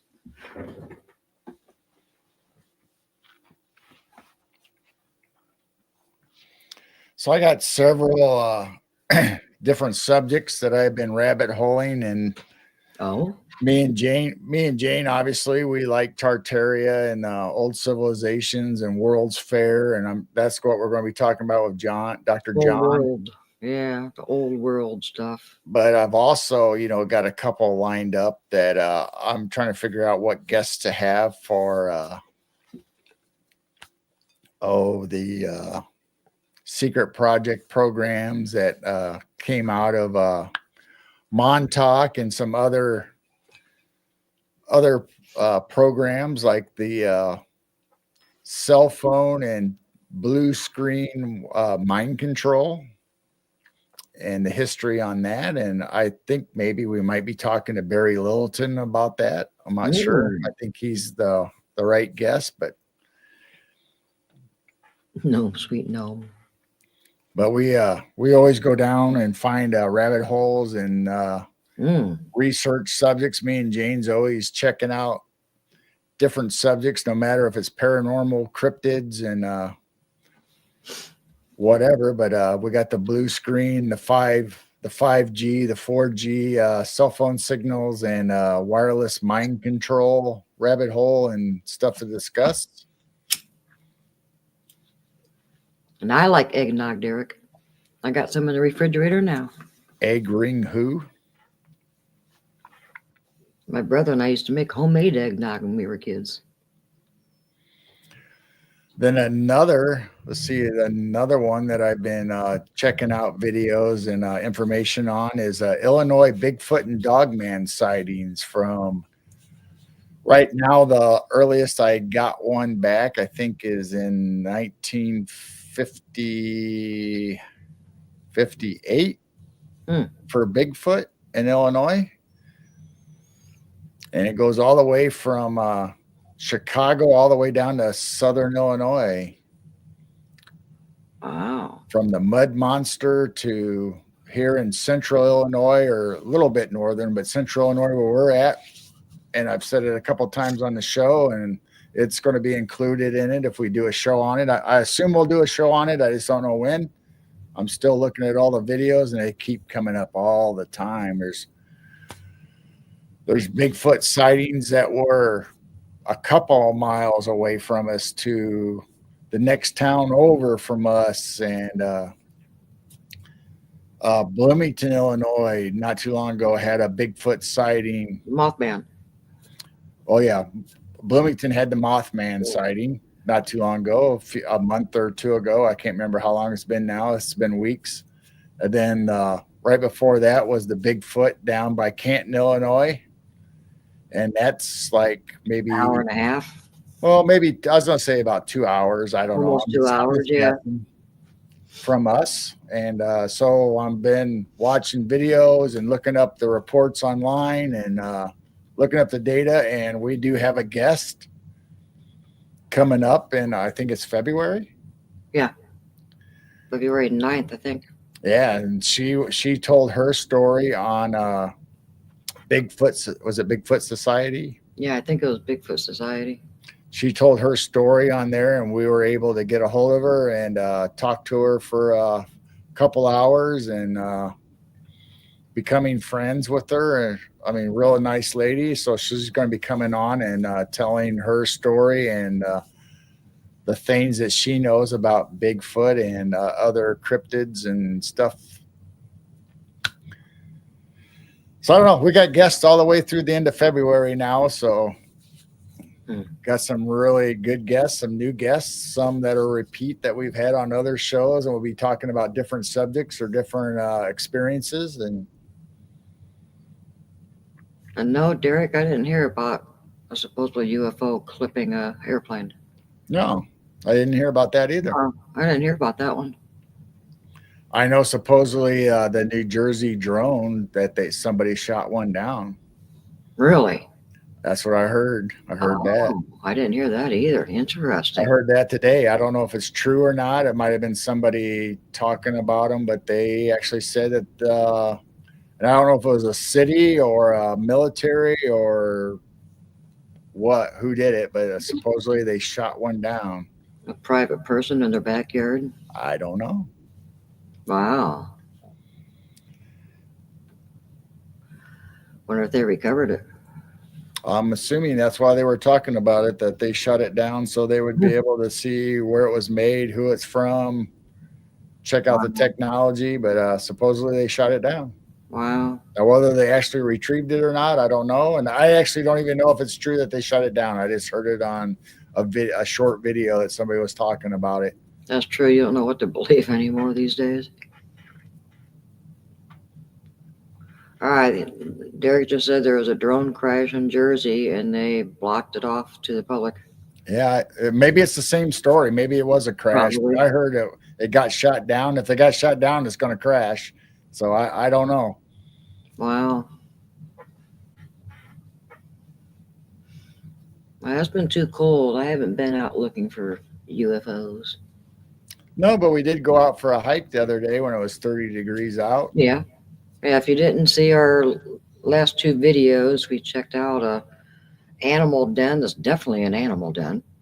Has entrances front and back and all over the place. And then we went on a hike and checked out a bunch of broken tree limbs. And so, yeah, you got to check out the 30-minute video and check out some of those trees towards the last 10 minutes.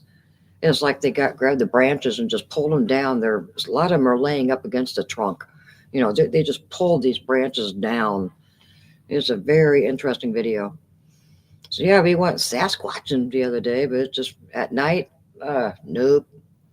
Not when feels like 8 degrees outside. I'm not UFO hunting. I'll watch the cameras, but I haven't seen anything in the skies. So, yeah, please check out the other videos on our channel, whether it's our hiking videos or our The den, 24/7 video camera feeds that we have going all the time. And I believe it's not up right now because something happened to our internet and shut us down for a little while. And yeah, it must I didn't see the lights flicker or anything, but I looked over because I sit down here and watch the outdoor cameras, and all of a sudden our 24/7 was spinning. So, I mean, it is cold and kind of windy and snowy. So all it takes is like a second bleep of the internet, and our Wi-Fi or our internet went poof. So I'll either start it when we get off of here, or I'll just start it tomorrow morning or tomorrow afternoon sometime. But it went down. I said, oh, well, just let it go down for a little bit. It's so cold. There's no animals tonight. right. So Yeah. I haven't seen a skunk, possum, nothing. It's just way too cold. So it'd be a boring night anyway. Yeah, Judy, it's happening globally. And there's Derek coming back saying, yeah, they actually shut it down. Wow. Do you know who shut it down, Derek? I mean, did a mad civilian in the backyard shoot it down, or was it military? That's what makes me wonder. So Judy's been watching your videos or our videos, whatever you want to say. Yeah, those trees were real. Yeah, there was holes all over the place, and they can't be all groundhogs. I mean, I have a feeling there's got to be possums, skunks. Some of them could be the foxes. Don't know, but yeah, there were just animal holes all over the place. Or could they be peek out windows? Like I said, I mean, are the Sasquatch in there underneath the ground? And that's their little peek out windows. We don't know. But it was a nice, quiet area that people normally don't walk around. And no one's around either. So it's just perfect place for critters. Yeah. All kinds of little animal holes. It was fun. But the trees, I was just blown away with all those tree branches that were some bent down and curved, but the other ones that were just grabbed and just they're up against the trunk. And I'm thinking that's not normal, and that's definitely not from wind damage from a storm. Yeah, Derek says he heard it was from Iran. I also heard that the drones were being released from Iran. Oh, I heard from a ship, and I heard from a mothership. So I don't know if it's actually from like a flying machine or actually like a warship or a ship out in the ocean. Wow. I don't think there would be a person hiding in the den, but I mean there could be, but not there usually isn't any homeless around our area. I know the bigger cities have homeless or people that wander around, but we had one homeless years ago, and it was a girl, and then somebody took her in for a while. She was underneath the bridge, by the Illinois River Bridge. But that den, it's the den itself that has all the back entrances, the big opening that is definitely closed off. There is a lot more that's piled in front, especially if you go to the February video and just watch it. That's when I discovered it. There's probably the stray cats. I see possums and skunks go one direction and then the other direction. They always take the same game trails. So there's probably all kinds of skunks, possums. The fox, I'm pretty sure, is probably in there. I see the fox going that direction all the time. So who knows if it's that cold, they don't care who's in there. Everybody's crawls inside there and they hunker down.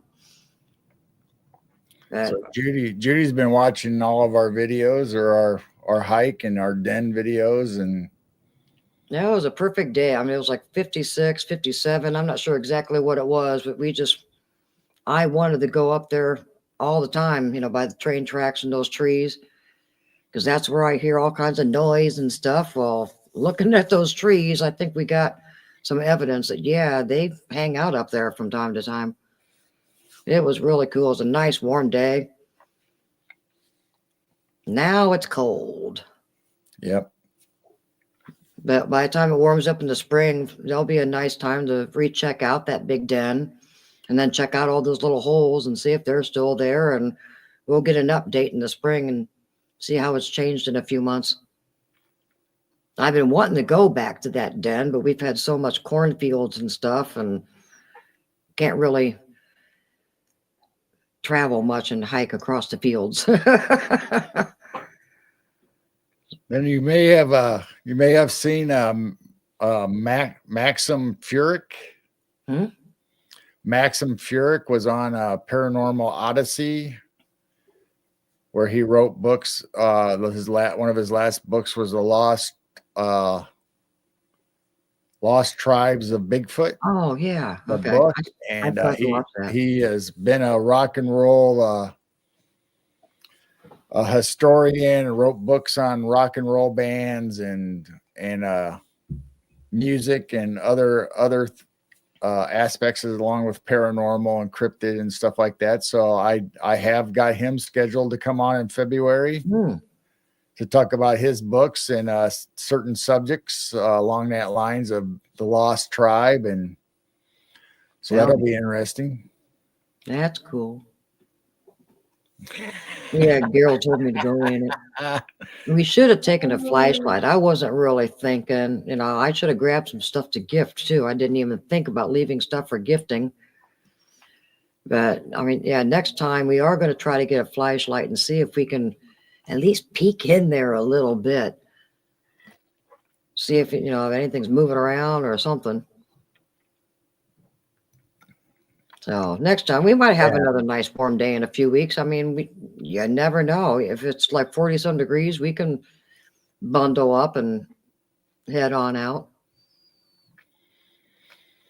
Yeah, we have a lot of woods around us, actually. I'm sure everybody else probably in their area somewhere has woods.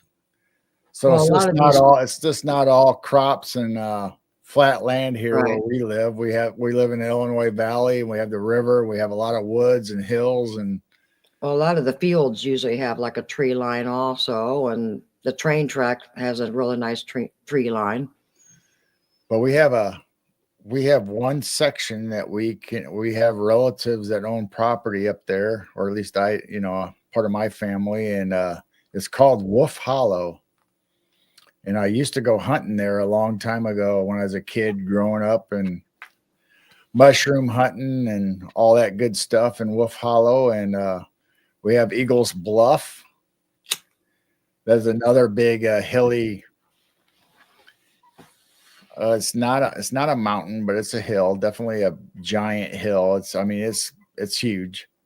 And have a bunch of eagles' nests that used to be up there all the time. That's why it's called Eagles Bluff. And obviously, Wolf Hollow is a hollow running through the hills that wolves and stuff at one time back in Illinois used to have wolves, and that's how it got its name. And the way Illinois is anymore, there might be wolves back in Illinois, so maybe they'll come back to Wolf Hollow. I don't know, but there's a lot of trees, a lot of forest, woodland, that hills and valleys through there along the Illinois River that you can hike through, and most of it's own property, so you got to know the families. And I'm just lucky enough that I do have a relative in that area, so maybe we can go out there for a hike someday.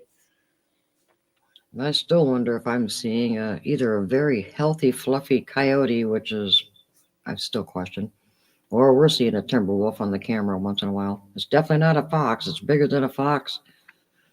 It looks different, but if that's a coyote, it's definitely fluffy.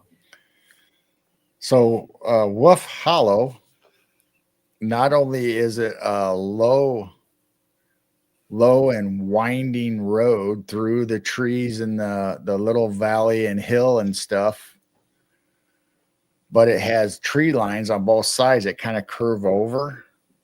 Not quite blocking out I think at one time I remember possibly there were some dark spots on there, but on a moonlight night back in my teenage years, we would have cars and we would turn off our lights and go through Wolf Hollow. And Jane knows how curvy and bendy that road is, but you'd go through there with no lights on by just moonlight, watching the road and reflections and being up and down that road a million times growing up here. But that's what we do for fun, I guess, as teenagers, is make a Wolf Hollow run. Crazy. Not saying anybody should try that. Yeah, this is for entertainment purposes only.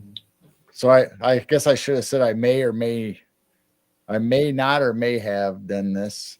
You may or may not have turned off your lights going down this steep bluff, curvy. Yeah. With Sasquatch is looking at you like, you idiot. What are you doing?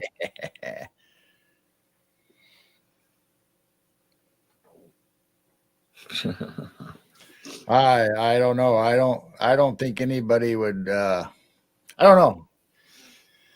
Brian, who pops in our chat, is my childhood friend that I've known since we were babies.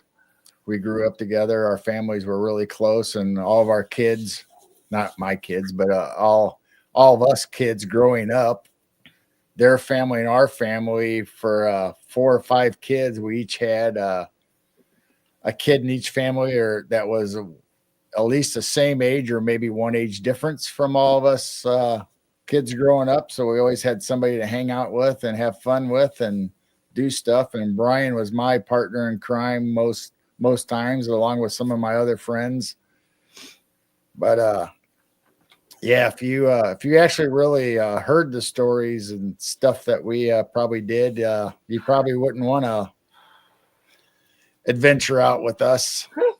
I don't know how we came out unscathed. We never have ever had an emergency or an accident or a bodily injury that was life threatening or anything like that. But Well, just a few weeks ago, you guys were telling a bunch of stories on a Night Owl Lounge. I wasn't. He was. He was.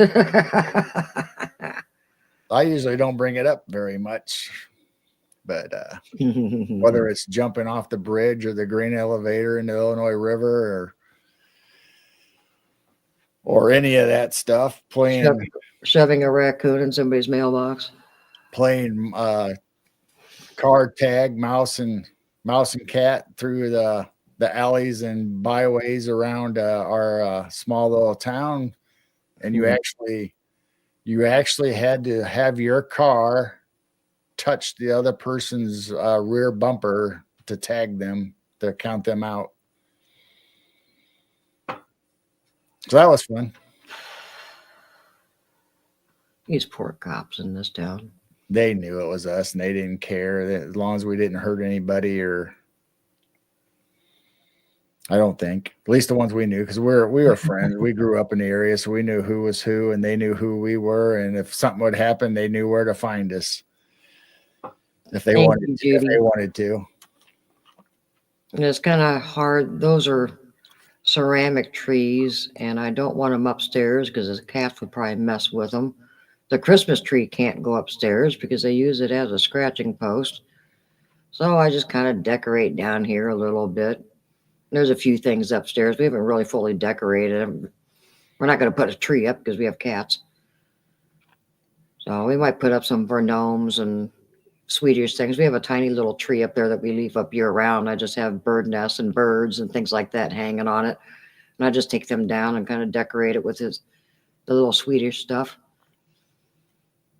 So it's just a few things. Speaking of good old days, we could actually shoot our guns in our backyard. And this is in town. This is not outside of town. This is in town. I mean, we had a 2.5 acre backyard, my mom and dad's house in the middle of town, or not the middle of town. They're still kind of on the edge, but their whole property was in town. So it was a big field, and we shot gunpowder, black gunpowder guns and pistols, and Dad shot shotguns killing moles. And Thank you, Patty.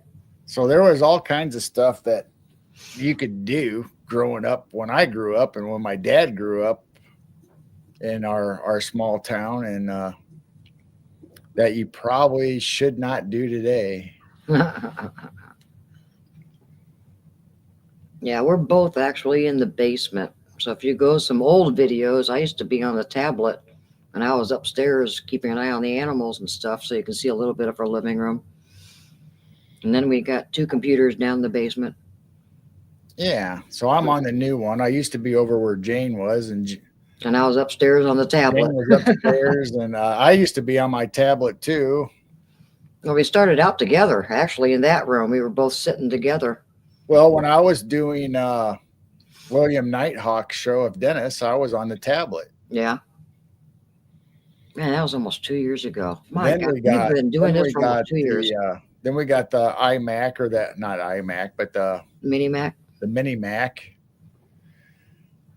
And then we got your uncle's desk where you're sitting. Then I moved over there. And then you kicked me out. I did not. You got a gaming computer. I think if I remember right, the tablet was starting to mess up, and the camera or the mic or something. Yeah, the started having problems with it. Yeah. So we slowly, I don't know about slowly, but we pieced together our built PC and bought some monitors and eventually a nice camera and a nice mic. So we got a pretty pretty nice setup for us anyway. It works out really well. And Patty said she was a lurker back then. oh, wow. So, and then you taught me the outdoor cameras and switching, and then we started doing it 24/7. So I kind of hang out here quite a bit, watching the cameras, Yeah. watching chat once in a while, or I do my music videos back there. I'm grabbing an instrument and I'm playing around. So if you could see Jane's area, besides the pretty Christmas decoration and all the nice music instruments, she's sitting at a nice big L desk that came from her uncle's house. And it has the monitor and mics and cameras and lights and stuff where she's sitting facing. And but then off to her Over here, your left, right? Your left. Yep. My left, I got There's a big monitor with our outdoor camera controller. all 8 cameras. I feel like a security guard.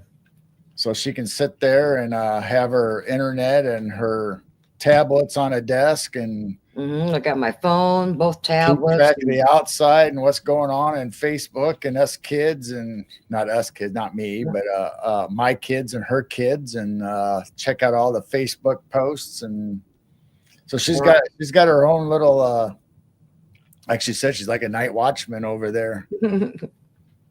Yeah, or there's times I'm watching 2 different YouTubes, or I'm modding for 2 different ones. So I got a chat going on one tablet, and I got chat going on the other tablet. Actually, I don't know how many channels we mod for anymore. Yeah, quite a few. Yeah, there's quite a few of them that we do. Well, shoot, we've been doing modding and stuff before we even started our show, and it's been almost 2 years we've been doing our show. That's crazy. Well, that's when we first met, like Judy in our chat. We first met her through chat rooms in different places, and eventually we worked our way up, or was Yep, got to know the people and became mods. Blessed with people trusting us enough to make us wrenches or mods in their group, and we've been doing it ever since. We try to show up to everybody's shows, whether it's Dennis Carroll's or whether it's Jessica the Cryptid Huntress or whatever other channels, the many other ones that we mod on. Now, you probably know us for longer than 2 years, because we were in everybody's chats for probably about a year before we started our show. And we had our channel for many years. We just uploaded UFO videos and things like that. And then people kind of talked us into doing our own show, and we went, what? And here we are. This March will be 2 years that we've been doing our shows. Yeah, 2 years. Wow. We just kind of popped on one Saturday afternoon and just started talking. Yeah. Let's try this out. Let's just get on and see if anybody shows up. I can't even remember how many we had the very first one. We had people find us. Well, you're also kind of helping me kind of do a test run, because I was asked to be on Marty's show for the first That's time. right. And I went, I don't want to be on a live That's right. show. The Nano boss was Yeah. still doing Bigfoot stories and experiences, and she was Sure. on our show, and she asked Jane first to be on her show talking about frequencies and singing bowls. Yeah. So it kind of gave me a trial run of getting used to being on camera and just talking. So it really wasn't too nerve-wracking. And that was right before we started our shows or doing that. I don't know if we were really even a show, but we were online talking to everybody just like we're doing now. Our first few shows, and then I was asked to be on William Nighthawk's weekend show with him and Dennis Carroll, and that was fun. Now once again I'm on Monday nights with Dennis Carroll, and me and him talk about weird subjects and stuff that people don't ordinarily talk about anymore. They may have one time, and now you don't really hear much about these stories or folklores or objects or whatever it is. So Monday nights on the Road Less Travel. You knew me when the beard was long. It's getting there. It's getting pretty long. And the answer to that question, we're not sure. What's that? She said yes, and no more geezers. I guess we're not sure I if we're don't taking a know. break or what's going on. Geezers is kind of hit and miss right now. Robert is involved with other projects and stuff, so you might So I think he's been busy. catch us on a spur of the moment on a Saturday night, or maybe Mr. B will start his show back up, and we'll all when Robert's not doing the show, maybe we'll go back over to Mr. B's and have Yeah. Jim Goodall and. Yeah, because that's where it started, was over in Australia with Mr. B, and had everybody on there, and Heidi and Chastity and all you guys. And then he took a break, and then Geezer Geeks kind of started up. So, and then we'll go back to the Australian show. Yeah, so we might go back to Mr. B's some Saturday night if Robert can't do it. Or I don't know, maybe a Saturday night or something. If we're not doing it, maybe we'll just have Jim Goodall pop on with us and just hang out and chat. For the fun of it, 'cause I know Jim really loves to hang out and talk to everybody and tell us. And Clay, don't forget Clay. Oh, Clay, I'm sorry. Yep, Clay too.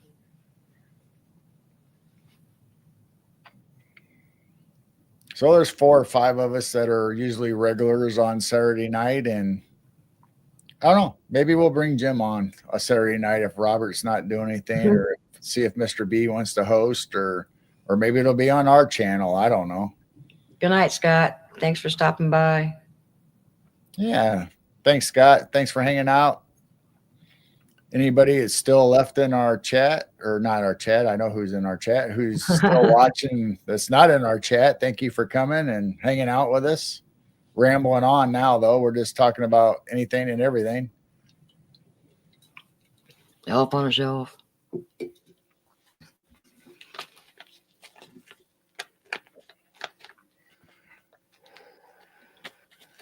So anybody still hanging out, if you want to pop in and say hi, and I don't know how much longer we'll go. It's almost 12:30 a.m. here now. Once again, now it's 12:22 and it's 12:12 for the date. Oh. Blazer, your clock's freaking me out. So I got 1 2 2 2 and now 1 2 1 2. What's with the numbers? Good night, Judy. Good night, Judy. Try to get some sleep. I know after the Night Owl Lounge, I'm wired for a while. Yeah, it does that. You did that. For some reason, when we were going good and the Night Owl Lounge would be on, we'd have close to 30 people sometimes, especially when the UK people would start waking up and popping in. And we'd be up till about 4 or 5 in the morning, still talking and hanging out with everybody. And you'd be up till like 4 in the morning sometimes with the Night Owl Lounge.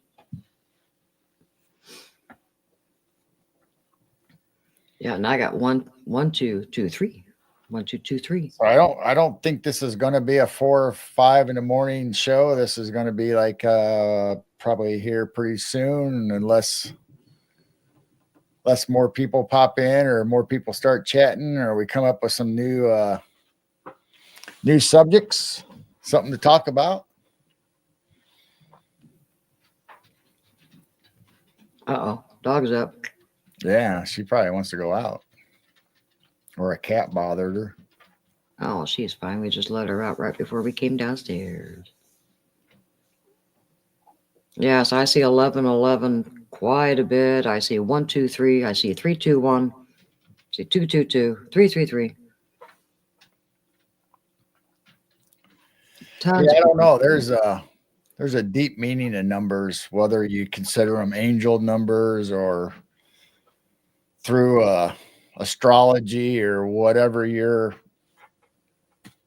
practices. There's meaning to it. You know, there's religious meanings in numbers. There's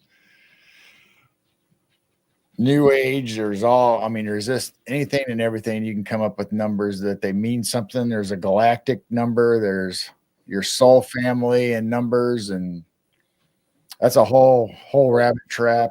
Not rabbit trap. Well, I guess that's a new word, rabbit trap. Maybe it is a rabbit trap. Those are different, Blazer. 12:21, 13:31, 14:41. Military time. Hmm. So you can get a whole different set of numbers to be sequential or line up if you do 24 hour compared to 12 hour. Starting to hear an echo again. Hello? I'm hearing an echo. I don't know if anybody else is. I'm not.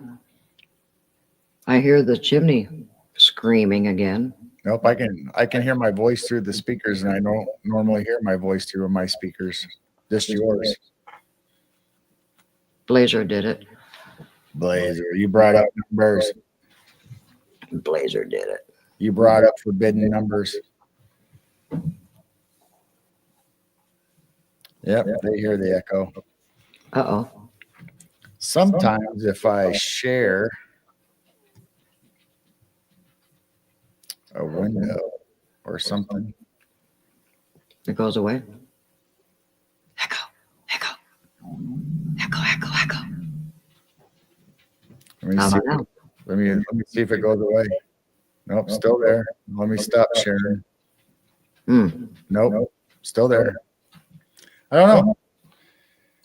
We had it last week too, and it went away.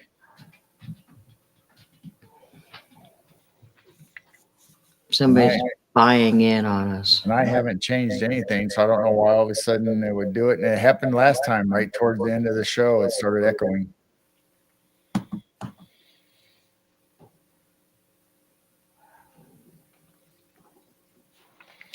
So anyway, I think we will call it a night. It's almost 12:30 in the morning, and Can you get something to eat real quick? I don't know, right before bed. Girls in a multiple reality. Yeah. I'm like Doctor Strange. I can be in multiple places and multiple realities, and Oh, never know. creepy. Oh, grilled cheese. Stop it. Cheese. That does sound good. Yeah, because I don't know what we'd have. Hey, nope, it's still there. I just wasn't talking loud enough, I guess. Anyway, thank you all for coming. I think we'll go ahead and close her down for the night and hanging out. And but as we keep the Night Owl Lounge going, and like we used to, maybe we'll go 3 or 4 hours at a time, depending on what the subject is or how interesting everybody in chat is and what we're talking about and hanging out. And you guys have been awesome tonight. All you people hanging out and staying with us. And I hope the world largest Illinois attractions wasn't too boring or uninteresting. It seemed like you guys enjoyed it. I know I enjoyed it. I think it was fun. Just because a lot of them I have seen in person. So it's fun, little thing. But thank you all for hanging out with us. And just so you know, we love you all and we appreciate you all being here very much. And we'll see you next time. Does it work? Oh, you froze yourself. I froze. Oh, no. Jane was trying to throw everybody hearts on the screen. And it hasn't been freezing here lately. Oh, well. So anyway, love you guys, and we'll see you hopefully Saturday night if we do Geezer Geeks. So look for that. Nope, still there. Nope. Still froze. I'm froze. So Saturday night possibly could be Geezer Geeks. Sunday at 6 p.m. Central will be Piercing the Veil on Midwest Night Watchers. Be me and Jane, and we're having Dr. John Stammy on our show talking about Tartaria and mud floods and all that good stuff. And then Monday, I will be on Hunting the Shadows on Dennis's channel on our podcast called The Road Less Traveled that I'm on with him every Monday night. And so please check out Hunting the Shadow, not only that and Jessica the Cryptid Huntress. And I don't know, there's so many channels I could sit here and probably ramble on another hour for on channels that we've been on or been to or invited or had guests from. because Jessica comes on our show quite a bit, and Dennis pops in on our channel now and then. So having said all that, I will go ahead and say good night, everybody. Love you. Stay safe. Stay warm. Good night. Keep your vibrations high. That's right. Love you. Love you. Night, everybody.